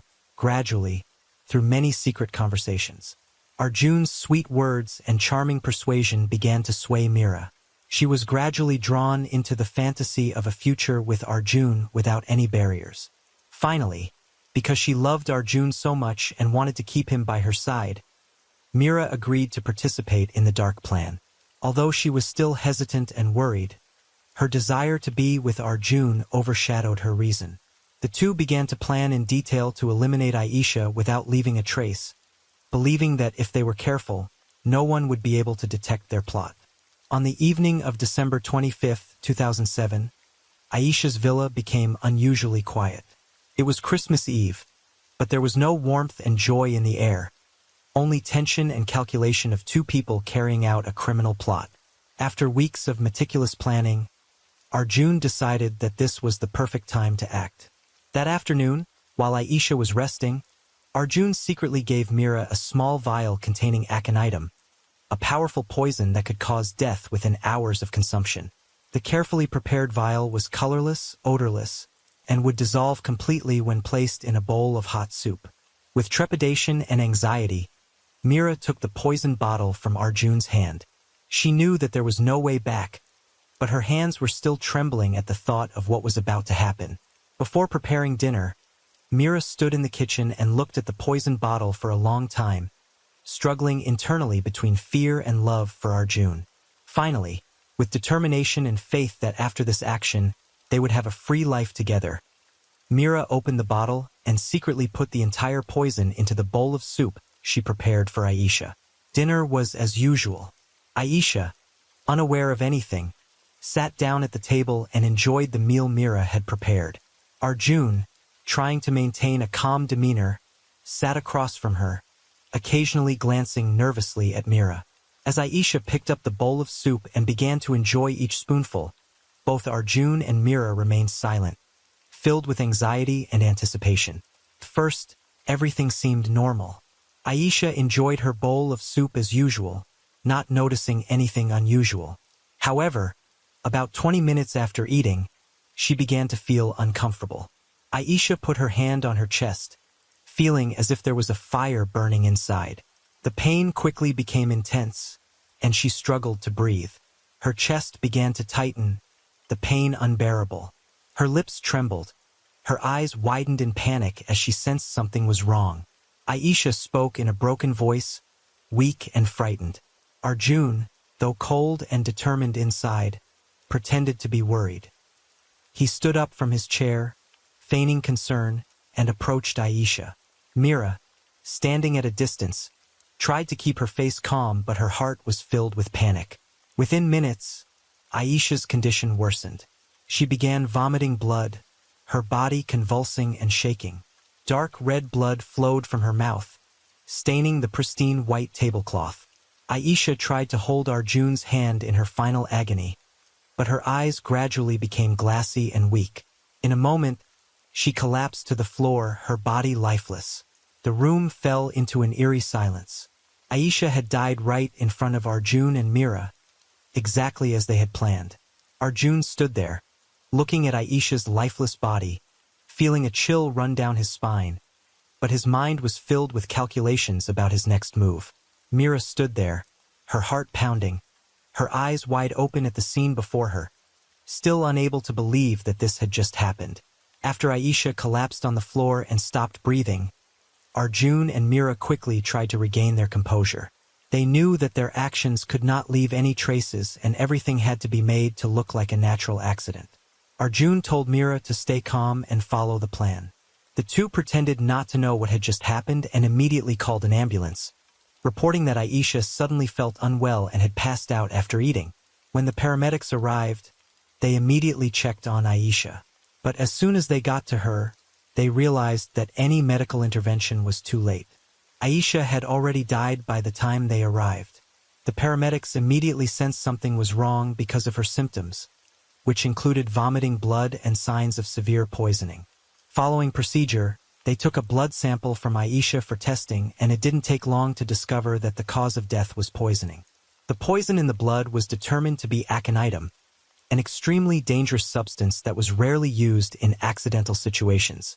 Immediately, the medical staff reported the situation to the police, as this was clearly more than a simple case of food poisoning. When the police arrived at the scene, they began to investigate in more detail. Since Mira was the one who regularly cooked and served meals to Aisha every day, she was immediately put under the prime suspect. Witnesses in the house, including Arjun, were asked about Aisha's condition before her death, but there was no direct evidence from the testimony that could explain the presence of poison. The police, based on the blood sample and initial investigation, decided to arrest Mira on the spot because she was directly responsible for preparing Aisha's meal that fateful night. Mira, despite trying to maintain her composure, could not hide her confusion and fear as she was handcuffed and taken away. Deep down, she knew that the police would find out the truth sooner or later, but for now Mira could only wait and hope that her and Arjun's plan would not be exposed. However, the eyes of the investigators and the evidence that was gradually forming made everything more ambiguous and dangerous than ever. In the police station interrogation room, Mira sat on a cold, hard chair, the glare of the ceiling light shining directly on her face. She tried to remain calm, but fear and regret made her feel confused. The investigators kept asking her questions, demanding her to tell them what happened the night of Aisha's death. Although she initially tried to keep quiet, the psychological pressure and guilt gradually became too much for Mira to bear. The police's constant questioning about her role in Aisha's death made Mira feel that she could no longer hide the truth. In a moment of extreme tension, after hearing the police say that if she told the whole truth, she could get a lighter sentence, Mira could not bear the pressure and decided to tell everything. Mira began to cry, tears streaming down her cheeks as she recounted Arjun's plan in detail. She confessed that Arjun had planned to kill Aisha to gain her fortune, and that he had convinced her to join the plot with the promise of a life of luxury with him. Mira recounted that it was Arjun who had given her the vial of aconitum poison, and that he had asked her to sneak the poison into Aisha's soup that night. She admits that she initially refused, but her feelings for Arjun and his constant persuasion made her agree to participate in this terrible crime. Mira's detailed statements gave the police a clear picture of the entire conspiracy.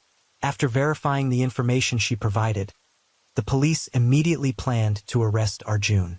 Within hours, the police arrived at Aisha's mansion, where Arjun was still comfortably thinking he had gotten away with it. When the police knocked on the door, Arjun did not suspect anything.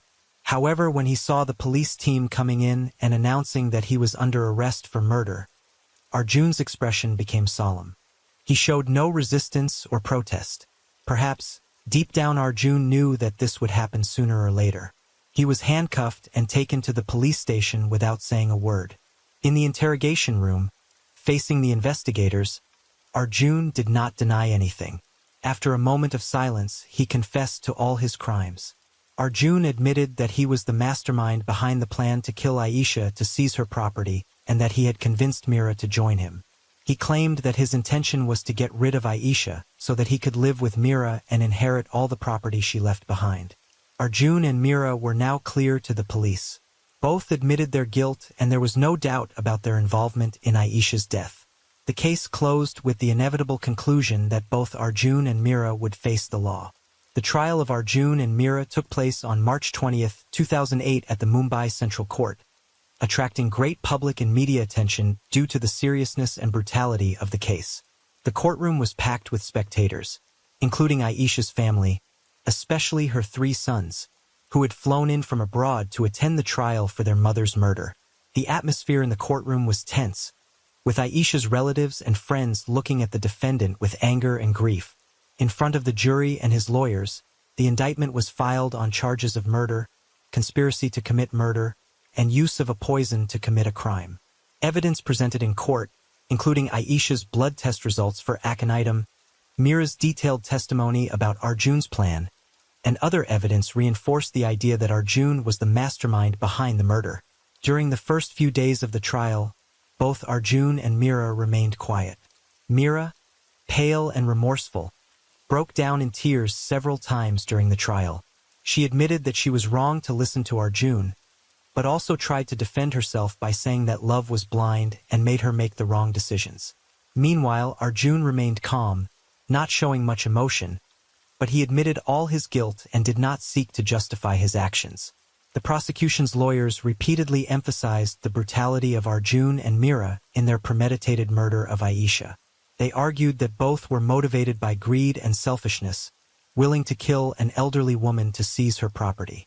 Details of Aisha being brutally poisoned, vomiting blood and dying in agony have emerged, fueling public outrage. After several days of trial with a series of irrefutable evidence and direct testimony from the parties, the jury reached its final verdict. Both Arjun and Mira were sentenced to life imprisonment for premeditated murder and conspiracy to commit murder. The judge stated that the actions of the 2 defendants were not only cruel but also showed careful calculation, and that a life sentence was necessary to ensure justice for the victim and deter society. As the verdict was read, the atmosphere in the courtroom became eerily quiet. Aisha's family, including her 3 sons, all appeared pleased with the outcome. They could not hide the pain of losing their mother, but the court's decision gave them comfort that justice had been served. After the trial, they said that although the verdict could not bring their mother back, at least the court had made a fair and strict decision against those who committed the crime. With life sentences, both Arjun and Mira faced the rest of their lives in prison, paying for the crimes they committed. The case is closed, leaving behind a painful lesson about greed and betrayal, as well as the fairness of the law in punishing criminals.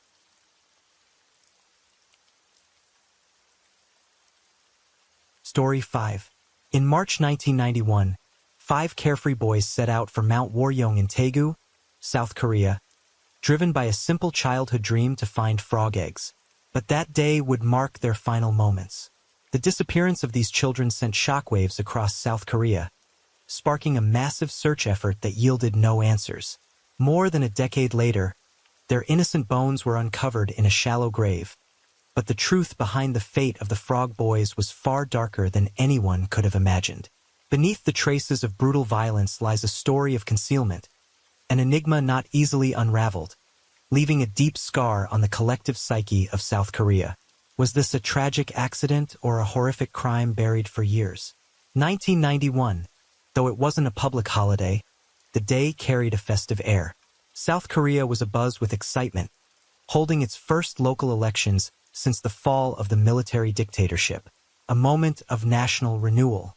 For children and teenagers, a day off school was a rare treat. At 8:20 a.m., 6 boys gathered to play. Kim Jong-sik, 9, Park Chan-in, 10, Kim Yong-gyu, 11, Jo Ho-yun, 12, Woo Chae-wol, 13, and Kim Tae-ryong, 9. All were students at Songseo Elementary School in Daegu, located near the foot of Mount Waryeong. Their homes scattered across nearby villages.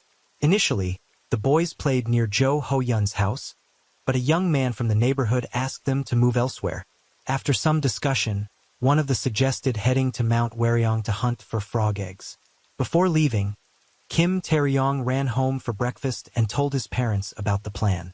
They forbade him from going, urging him to stay home. Meanwhile, the other 5 boys prepared and set off for the mountain. The morning passed quickly, and by noon, the boys hadn't returned. At first, their parents assumed they were caught up in play, unconcerned. But by 6:30 p.m., Kim Yong-gyu's mother grew uneasy, peering out her window to no sign of her son.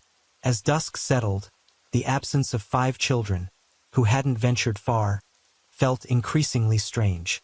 Her anxiety mounting, she decided to check with the families of her son's playmates. On her way, she noticed a crowd buzzing with conversation. They were the families of the other missing boys. None had returned. Without hesitation, they grabbed flashlights and headed to the mountain to search. After hours of scouring the area, they returned empty-handed and reported the incident to the police. The police, however, explained they couldn't launch a full-scale search immediately, as most officers were assigned to election duties. Moreover, since the boys had been missing for less than 24 hours, the desk officer tried to reassure the parents that the children would likely return soon. Dissatisfied with the delay, the families returned to the mountain, now joined by other villagers. By 3 a.m., exhausted and defeated, they were forced to retreat. The next day, a force of over 300 people, including police and military personnel, was mobilized for a large-scale search. Helicopters and other resources were deployed, yet no trace of the boys was found. The police expanded their search radius and began questioning residents near Mount Waryong. Several witnesses came forward. Zhou Hoyen's older brother recalled seeing his brother and 4 other boys climbing the around 9 a.m. When asked, Zhou Hoyen cheerfully said they were off to find frog eggs. A woman confirmed seeing the group of 5 heading toward the mountain after she voted around 9:30 a.m., overhearing them discuss whether they'd make it home for lunch. Another key witness was Ham Sung-hoon, a schoolmate of the missing boys. He said he and some friends were also on the mountain that day, looking for frog eggs. Near the cemetery at the mountain's summit, his group heard children's shouts echoing through the trees, followed moments later by a blood-curdling scream. The sound was so terrifying that no one dared investigate its source. These accounts fueled the parents' fears that their children may have been attacked. The police, however, quickly dismissed this theory based on another witness who claimed to have seen all 5 boys at the mountain's base around noon. They suggested the screams Ham Sung-hoon's group heard were likely from birds or wildlife. Other witnesses provided fragmented accounts, including a 42-year-old villager who claimed to have seen the boys playing near a pond in the village around 4:30 p.m. It's worth noting that all these statements relied on subjective memory, leaving room for potential inaccuracies. Conflicting testimonies complicated the investigation. Initially, police leaned toward the theory that the boys, perhaps upset with their families, had run away and gotten lost. The parents vehemently rejected this, insisting their family relationships were strong and gave no reason for the children to flee. With the oldest boy, Woo Chaeol-won, only 13, and the youngest, Kim Jong-sik, just 9. The idea of such a diverse age group collectively running away seemed implausible. As evidence mounted, the police began considering the possibility of a criminal act, potentially involving someone known to the families. Yet, after thorough investigation, they found these families were well regarded in their community, with no significant conflicts that could explain such a heinous act. With leads drying up, the investigation shifted toward a chilling new theory. The boys had been abducted. On March 29th, just 3 days after the boys vanished, a strange call came to the father and uncle of Kim Jong-sik. The man on the line claimed to have kidnapped the boys and demanded a ransom of 4 million KRW, approximately $2,850 at current rates. Kim Chaeol-gyu, Jong-sik's father, scrambled to gather the money and rushed to the designated meeting point, but no one appeared. The caller vanished, severing all contact. Meanwhile, the young man who had shooed the boys away from Jo Ho-yun's house was consumed by guilt, feeling partially responsible for their disappearance. Public outrage grew. with many blaming the police for their slow response and missed golden hours for the search. Initially, news of the case spread quietly within Daegu and nearby areas, but soon it dominated national headlines, capturing the country's attention. Early reports described the boys as having gone frog hunting, earning them the media moniker the Frog Boys. By April 1st, 6 days after the tragedy began, the parents took matters into their own hands, printing over 50,000 flyers with details about their children and distributing them at train stations, bus terminals, and crowded areas. They offered a reward of 2 million KRW, roughly $1,400 today, for any useful information. The search intensified, eventually reaching the desk of then-President Roh Tae-woo. Deeply concerned, he ordered the police to spare no effort, mobilizing all resources to find the boys and uncover the truth. Following his directive, police and military launched another sweeping search of the mountain and surrounding areas, leaving no stone unturned. A chilling detail surfaced. Near Mount Waryong lies a reservoir, the site of a tragic drowning years earlier. This fueled public speculation that the boys might have wandered there after their mountain adventure and met a fatal mishap. To rule out this theory, rescue teams drained the reservoir entirely, only to find no trace of the boys. As public fascination grew, the personal phone numbers of the victims' families were exposed to the public.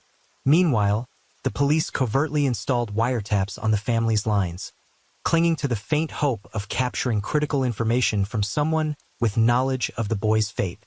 They held out for calls that might unlock the mystery. In reality, the parents were bombarded with countless calls, some eerily sounding like children's voices. After exhaustive investigation, police deemed most of these cruel hoaxes, deepening the family's torment. Yet, they couldn't fully dismiss the possibility that one caller might be the true perpetrator, cunningly diverting the investigation. In August 1992, another enigmatic call reached the Daegu police station. An unknown man claimed the Frog Boys were buried in a house's basement. When pressed for details, he abruptly hung up. Suspiciously, the house he described was the only one with a basement near the victims' families' homes. Seizing this fragile lead, police meticulously searched the basement, only to face bitter disappointment. No evidence was found, and the call was chalked up as another malicious prank. Throughout this sprawling, stymied investigation, tensions between the police and the local community grew increasingly fraught.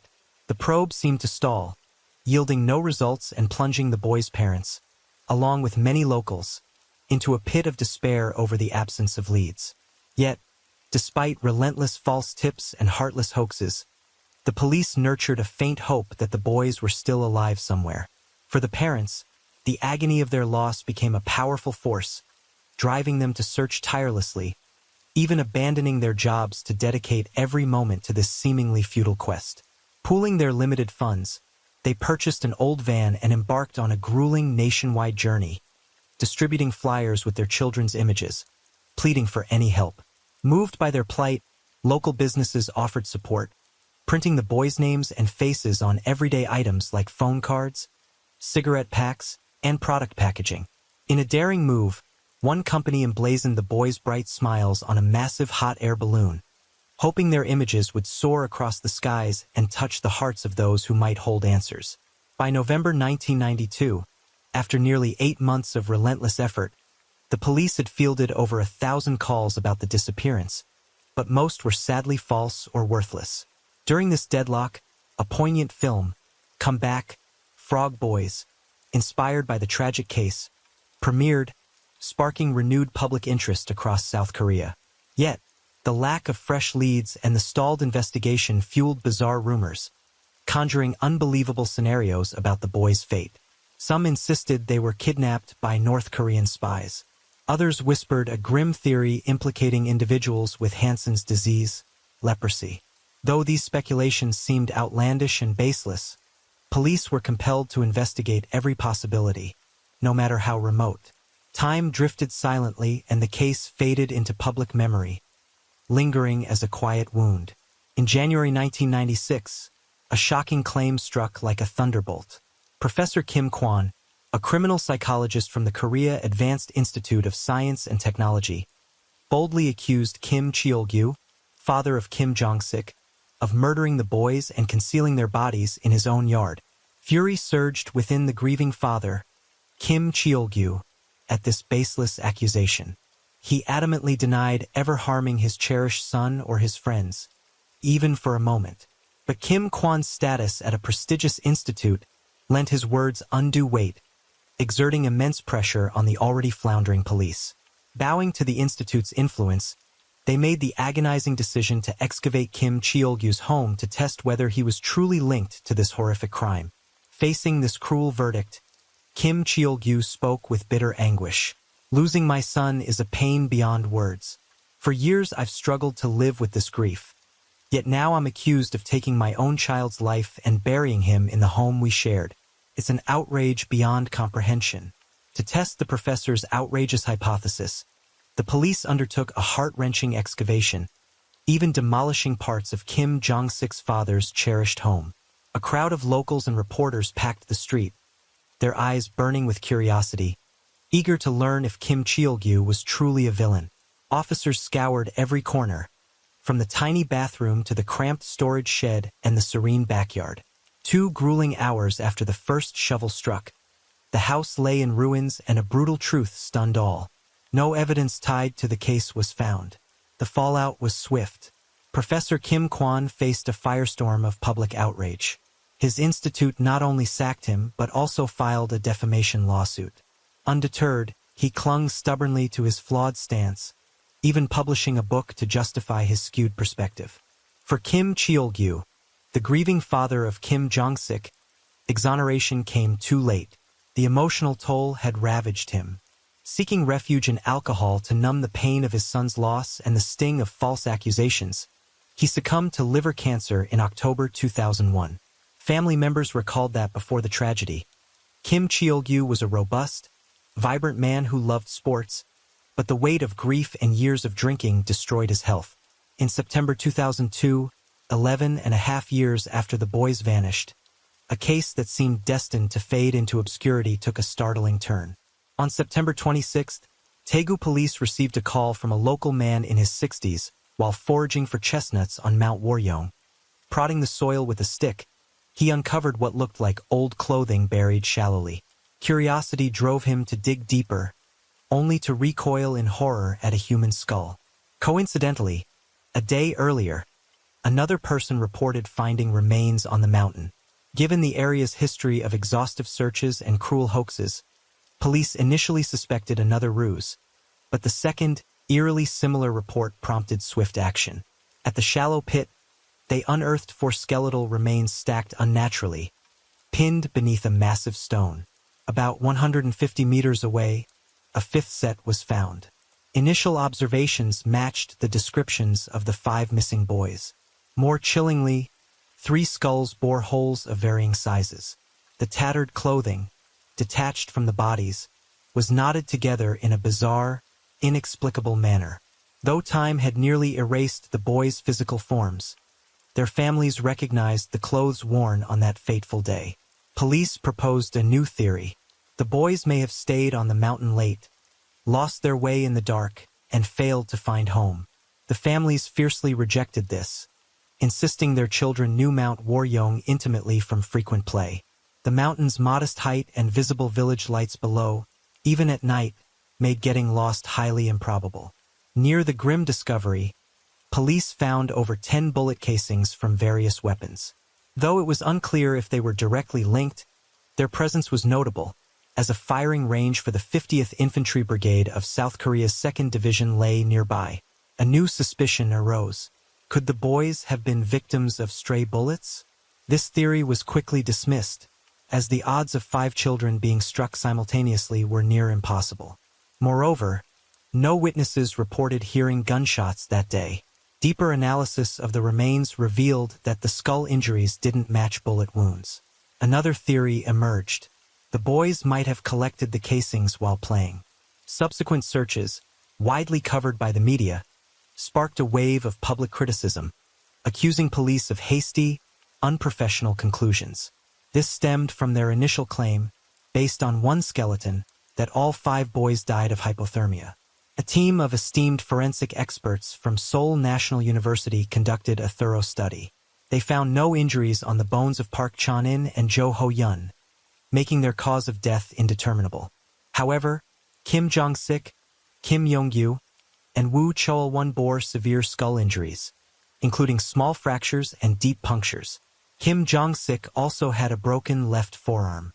Woo Cheol-won, the eldest, suffered the most, with roughly 25 distinct injuries. Though the exact time of death remained elusive, the tragedy likely occurred on the day they vanished. Crucially, meticulous forensic analysis led to a heartbreaking conclusion. All 5 boys were murdered. By examining the wounds, investigators determined the weapon was likely a specialized construction tool with a sharp, pointed end and a flat end, often used for scraping welding slag. Though uncommon in daily life, such tools were standard for welders at the time. Yet, this slim clue left identifying the killer a daunting challenge. Based on the evidence, police reconstructed the horrific events. The boys likely went to Mount Waryeong to search for bird nests, splitting up to cover more ground. Suddenly, a stranger attacked. Woo Cheol-won, the eldest, fought back fiercely, sustaining the injuries. Kim Jong-sik, in panic, tried to flee but was struck from behind.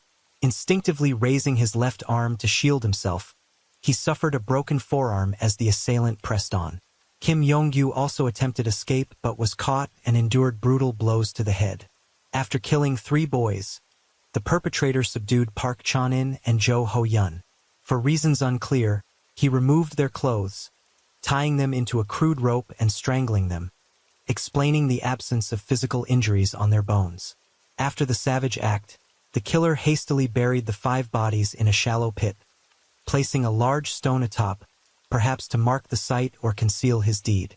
Police didn't rule out the possibility that the killer returned multiple times, possibly living nearby. The crime showed both premeditation and spontaneity in victim selection. Evidence of spontaneity came from the boys' unplanned trip, and attacking 5 children, though young, was a reckless act, suggesting no prior targeting. The investigation faced fierce public debate. A major question was why no hair or teeth, slow to decompose, were found at the scene, raising doubts that it was the original crime site.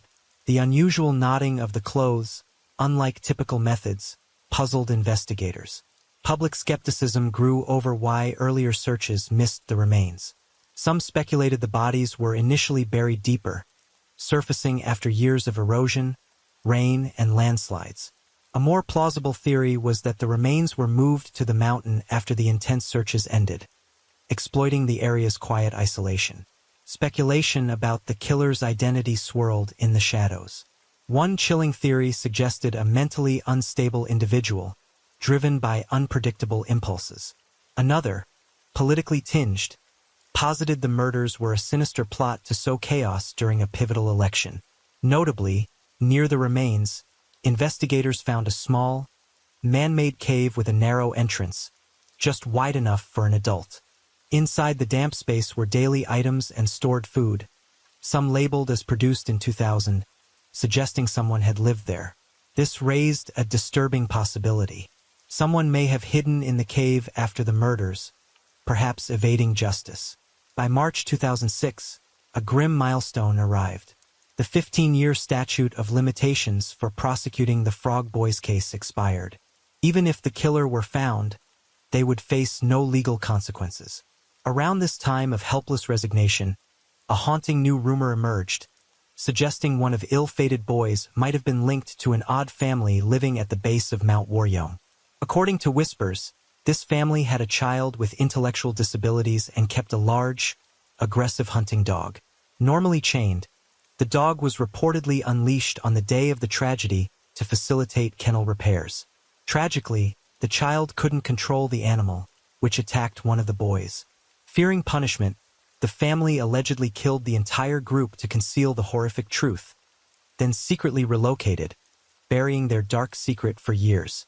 Per this unverified rumor, guilt overwhelmed a family member, who confessed the chilling tale to a new acquaintance, sparking its rapid spread.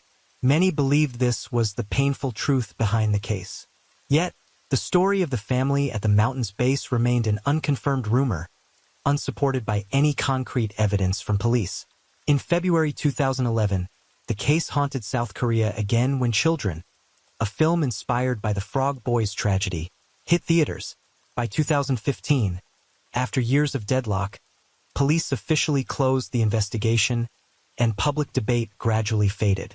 But in 2021, an unexpected social media comment reignited interest in the long-dormant case. Though deemed bizarre and superficial, the commenter proposed a shocking theory. The killer was a teacher. They speculated this teacher knew Mount Waryeong's terrain well and noted that corporal punishment was common in South Korean schools at the time. Independent journalists investigated, but all concluded the theory was baseless. A year later, another theory surfaced on a different social media platform, claiming the murder weapon was a caliper and the culprit a high school student from a nearby school. Further probes revealed past brawls among high schoolers near Mount Waryeong, some involving calipers as weapons. Reports also noted high school students gathering on the mountain to drink and socialize. From this, a local newspaper boldly suggested the boys were victims of an attack by older students. Yet, this theory faced skepticism. Critics noted the skull injuries didn't match caliper-inflicted wounds, which would require a tool at least 30 centimeters long. While such large calipers were available, they were conspicuous and impractical to carry discreetly, making the theory highly unlikely. To this day, the mysterious disappearance of the Frog Boys remains a lingering wound, haunting South Korea's collective heart.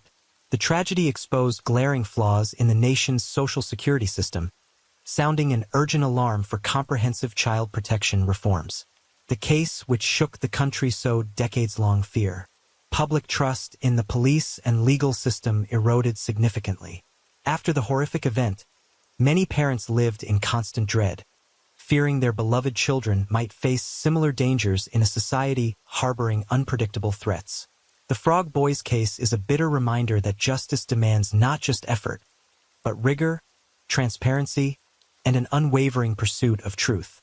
The 2006 expiration of the statute of limitations means the killer, if still alive, could legally walk free.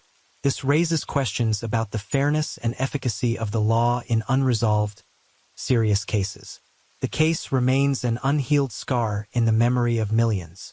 Despite numerous theories, from locals and welders to teachers and high schoolers, no one has been arrested or prosecuted. Was the killer ever investigated but overlooked?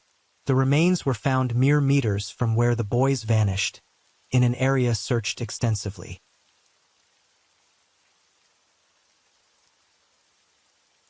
Story 6. This case centers on Jo Hull, a vibrant, beautiful 24-year-old woman, brimming with energy, always cheerful and approachable. Her close friends affectionately gave her an English nickname, Summer. Yet, on a sweltering summer afternoon in Italy, in full view of onlookers, a man armed with a knife ended her short life in mere minutes. What drove such a brutal and calculated act? Was it a crime of passion, or a vendetta fueled by deep-seated resentment? On August 8, 2019, inside a bustling beverage shop in Reggio Emilia, a city in northern Italy, a young woman was hard at work behind the counter. Her name was Jo Hull, originally from Qingtian, Zhejiang Province, China. The shop was a family business, taken over in 2008 and thriving for over a decade. Typically, Jo Huey's mother helped out at the shop, but that day, feeling unwell, she left early to rest at home. No one could have predicted that her departure would mark the final farewell between mother and daughter. The beverage shop sat near a dance school, which usually drew a steady stream of customers, keeping business brisk. But it was summer vacation, and the shop was quieter than usual. Only 11 patrons were present that day, mostly regulars, some chatting casually, others engrossed in their newspapers. Suddenly, a man with dark skin and a disheveled appearance burst into the shop, clutching a 7.5-inch kitchen knife. He stormed toward the counter, shouting in a language no one could decipher, wildly swinging the blade at Jo Hui. The horrific scene unfolded so abruptly that everyone in the shop was frozen in shock. Within roughly 2 minutes, the man fled the scene. Though several patrons quickly called the police and an ambulance, Zhou Hui's wounds were too severe. She passed away at the scene. Upon hearing the devastating news, Zhou Hui's mother rushed to the shop, only to be confronted by an unimaginable sight. Her obedient, lively daughter, who had been full of life just hours before, now lay motionless and cold. Overcome with grief, she collapsed, fainting repeatedly, her heart-wrenching sobs echoing through the quiet summer afternoon, piercing the hearts of all who witnessed it. The ambulance soon arrived, transporting Zhou Hui's body and her distraught mother away from the scene. Of the 11 original patrons, only 4 remained. Others had fled in panic. Police began taking witness statements, and a surprising revelation emerged. 5 of the 11 patrons claimed to know the perpetrator. Security footage from the shop captured the man fleeing toward Moro High School after the attack. The entire crime unfolded in just a few minutes, swift, deliberate, as if meticulously planned. Using the collected evidence, police cross-referenced immigration records and identified the suspect. Buxid Haikam, a 34-year-old Moroccan national born in 1985, approximately 5 feet 9 inches tall. Buxid had twice been issued deportation orders by Italian authorities and was an undocumented immigrant with no legal residency status in Italy. What was his connection to Zhou Hui? Why would he commit such a ruthless act against her? To answer these questions, apprehending the suspect was paramount. The case sent shockwaves through the Chinese community in Italy. The Chinese Consulate General in Milan urgently requested a meeting with local law enforcement, demanding a swift investigation, justice for the perpetrator, and severe punishment. Various Chinese associations and expatriates in Italy voiced their outrage, urging authorities to intensify the investigation, ensure the safety of legitimate businesses, and maintain public order. The following day, major Italian media outlets covered the tragic murder, condemning the violent act and prominently displaying wanted posters with the suspect's image, calling on the public to provide any leads.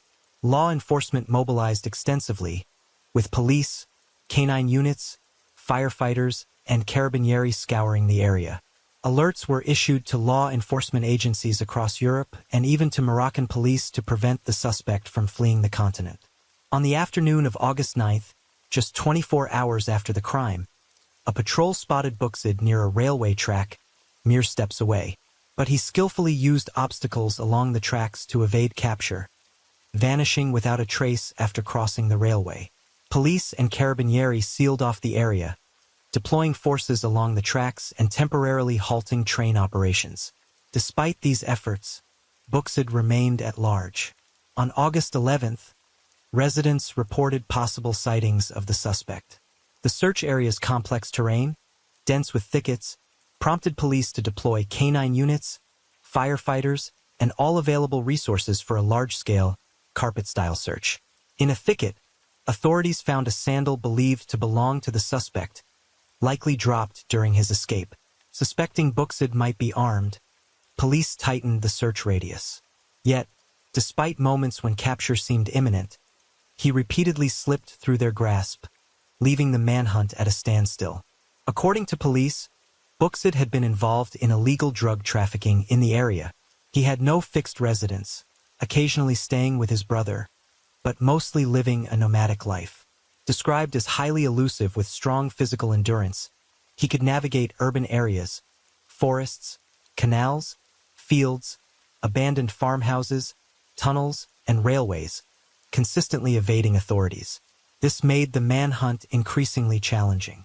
Meanwhile, police began investigating the motive behind the crime. Zhou Hui's family revealed that Buxid was a regular at the shop, typically quiet, ordering coffee and croissants before leaving without incident. Other loyal customers confirmed he showed no unusual behavior before the attack. His sudden, vicious act left everyone stunned and terrified. Despite his vagrant appearance, his drug trafficking ensured he wasn't destitute, ruling out financial desperation as a motive. He neither stole nor had any known debts or conflicts with Zhou Hui's family. Police theorized that the crime might stem from a deep-seated hatred of society, particularly toward women, developed during years on society's margins. That evening, on August 11th, Zhou Hui's family and the local Chinese community held a memorial at the beverage shop.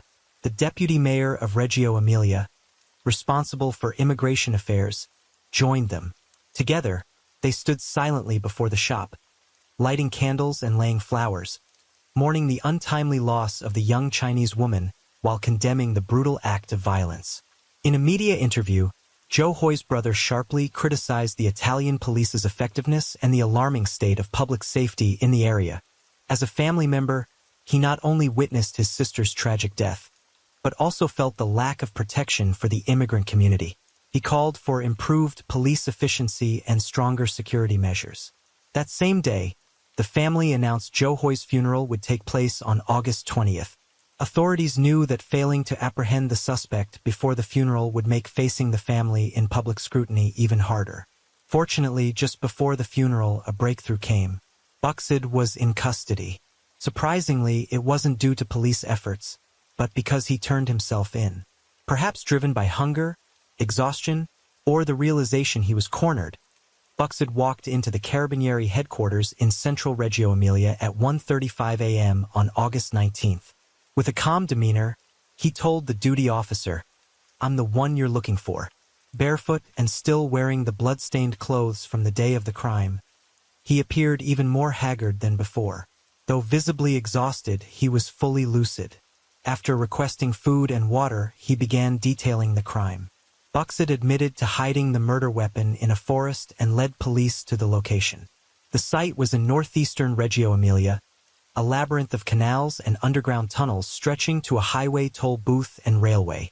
In a dense, overgrown area with limited visibility, police found an old mattress where Buxid claimed he had hidden and slept after the crime on August 8th. The 7.5-inch knife was concealed under a brick.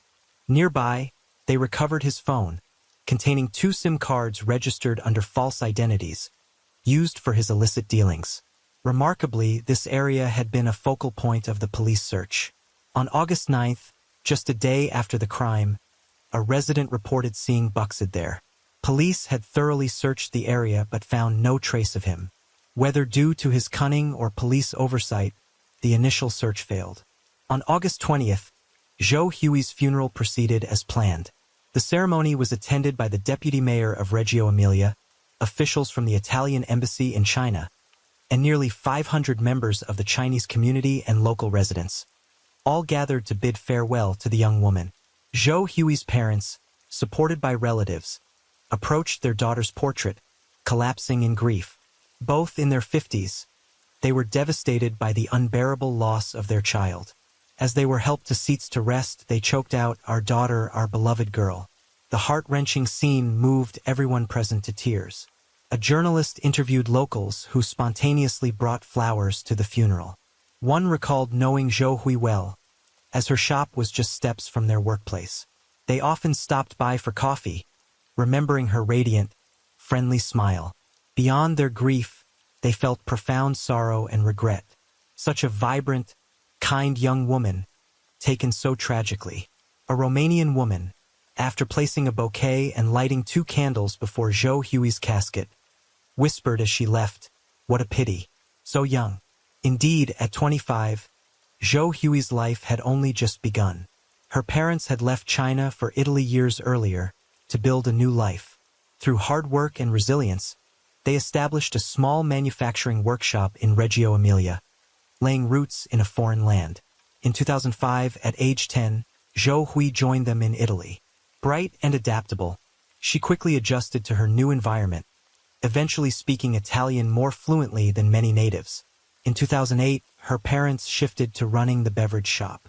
As an adult, Zhou Hui proved to be a dutiful and responsible daughter, taking an active role in managing the family business. Zhou Hui greeted every customer with a radiant smile, often sprinkling her fluent Italian with playful banter, fostering a warm and welcoming atmosphere. With her sweet appearance, open-hearted optimism, and boundless positive energy, she won the affection of everyone around her. Beyond her charm, Zhou Hui was remarkably talented, particularly in singing. She frequently competed in music contests, earning praise from judges and audiences alike. Just a year prior, in July 2018, She clinched second place in the adult category at the regional qualifiers for a Chinese-language singing competition for overseas Chinese in Italy. Such a gifted and promising young woman, struck down in a tragic injustice, left everyone reeling with sorrow and disbelief. Fortunately, the perpetrator, Buxid Highcombe, was finally brought to justice. While this could not erase the pain, it offered a measure of solace for Zhou Hui's soul, and some comfort to her grieving family. But why would such an exceptional young woman fall victim to Buxid's brutal blade? This question haunted the public for days, and now, at last, answers have emerged. Initially, police hypothesized that the crime stemmed from misogynistic rage, fueled by the resentment of someone living on society's fringes. However, Buxid's confession stunned everyone. He claimed to have been secretly in love with Zhou Hui for 2 years. If true, could this be a case of love turned to hate? Were there hidden secrets between Buxid and Zhou Hui? Yet, after interviewing Zhou Hui's family, police found no evidence to support this claim. Her family firmly stated there was no romantic relationship whatsoever between Zhou Hui and Buxid. Reflecting on the past, they described Buxid as a quiet regular, who occasionally couldn't pay and asked to settle later, often tied to shady dealings. At times, he was overly familiar, jokingly calling Zhou Hui's mother, Mama, which annoyed her, though she let it slide. Zhou Hui, fluent in Italian, openly expressed distaste for his behavior. Once, when she demanded he settle a $10 debt, Buxid reacted with irritation, slamming the money on the counter and threatening revenge. At the time, no one took his words seriously. How could they foresee that a thoughtless threat would spark such a devastating tragedy? Given his conduct, how could a refined, educated woman like Zhou Hui ever develop a romantic connection with him? Her family believed Buxid fabricated the unrequited love story to frame the crime as an impulsive act of passion, hoping to avoid charges of premeditated murder and secure a lighter sentence. While awaiting trial, Buxid was held in Reggio Emilia's prison, where his presence caused unrest. Other inmates ostracized and threatened him, forcing authorities to isolate him for his safety. Soon after, he was transferred to another facility to ensure his security. On April 22, 2022, the trial began. The judge ordered the playback of the beverage shop's security footage, capturing the entire attack. In under 3 minutes, the chilling video, filled with Zhou Hui's desperate screams, left the courtroom in tears. Shockingly, Buxid also displayed intense emotion, unable to control himself. To keep the trial on track, his defense attorney requested he temporarily leave the courtroom. He was escorted to an adjacent isolation room. Yet, as the video played, Zhou Hui's screams still reached him, triggering a profound psychological reaction. Buxid became violently agitated, overcome with fear and rage, shouting Zhou Hui's English name, Summer. Moments later, he slammed his head against the wall with a resounding thud, halting the trial. 2 court-assigned psychiatrists rushed to the isolation room, providing emergency intervention to stabilize him. Was Buxid genuinely mentally ill, or was this a performance to evade accountability? Expert evaluations concluded that Buxid suffered from partial mental instability, specifically schizotypal personality disorder with secondary delusional tendencies, centered on romantic fixation. He had developed an obsessive delusion about Zhou Hui, convincing himself they shared a romantic bond, crafting an entirely fictional, emotional world. When Zhou Hui did not reciprocate as he imagined, his disappointment and anger festered, culminating in an irredeemable act of violence. Before the crime, Buxid had undergone mental health evaluations, but failed to follow prescribed treatments. Instead, he abused illegal substances, hoping to alleviate anxiety and discomfort, which only worsened his mental state. To shed light on the case's context and motives, the defense called Buxid's niece and sister to testify, revealing glimpses of his troubled childhood and past. At the trial, Buxid's niece, seated beside an interpreter, explained that she had lived with her uncle in central Reggio Emilia since she was 10. He treated her kindly, like a father, but exhibited odd behaviors and obsessions. For instance, he only wore black, white, or gray clothing, never bright colors, and advised her against wearing red. He forbade her from bathing on Wednesdays, refused to let her throw out trash, and believed neighbors were gossiping about him. Buxed's sister then recounted his childhood. Their mother, who had 8 children, was mentally unstable. At age 8, Buxed was sent to rural Morocco to live with his father and stepmother. His father was abusive, frequently beating him and even chaining him outside like a dog. Buxed often fainted suddenly, and his family believed he was possessed. As a child, he frequently ran away, only returning to live with his sister at 16. In his youth, Buxed became infatuated with an older neighbor who had children. This early fixation may have foreshadowed the tragedy. He confessed his feelings to the neighbor, who gently rejected him, saying she saw him as a son, making a relationship impossible. Devastated, Buxed left home. Later, his family reunited in Reggio Emilia. He attempted suicide 3 times, though he was saved each time. His sister feared he would harm himself, but never imagined he could hurt others. She revealed that, before the crime, Buxed called her, asking her to buy 2 wedding rings engraved with his and Joe Huey's names. Perplexed, she dismissed it and heard no more. Despite his mental issues, the court found that during the crime, Buxed's thoughts were clear, his actions deliberate and cold. Only the final stab was fatal, suggesting he prolonged Joe Huey's pain and fear, perhaps wanting her to beg for mercy. This indicated he retained control and could have chosen differently despite his delusional feelings. His drug use further amplified his aggression. After 10 days on the run, he surrendered at 1 a.m., admitting his guilt to police. Notably, the area where he surrendered had less stringent security at that hour. Under an unwritten Italian legal practice, self-surrender and confession can lead to sentence reductions or early release, a common occurrence. After turning himself in, Buxed appeared lucid, requesting food and water before confessing. On May 6, 2022, after multiple hearings and legal proceedings, the Italian court convicted Buxed of premeditated murder. Due to his partial mental incapacity at the time of the crime, he was sentenced to 24 years and 6 months for the murder, plus 1 year and 4 months for drug trafficking, totaling 25 years and 10 months. He was also ordered to pay Joe Huey's family $17,000 in compensation. Her brother argued this amount barely covered funeral costs and doubted they would ever receive it. Still, the family was generally satisfied with the verdict, hoping the court would not reduce the sentence, ensuring Buxed faced full accountability for his heinous act. However, Buxed's lawyer argued the sentence was too harsh and appealed. In 2022, the Bologna Court of Appeals rejected the defense's claim of total mental incapacity, but, considering his partial mental state, reduced the sentence to 20 years and 6 months.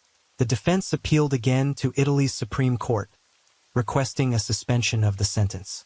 On November 23, 2023, the Supreme Court upheld the appellate ruling, rejecting the appeal.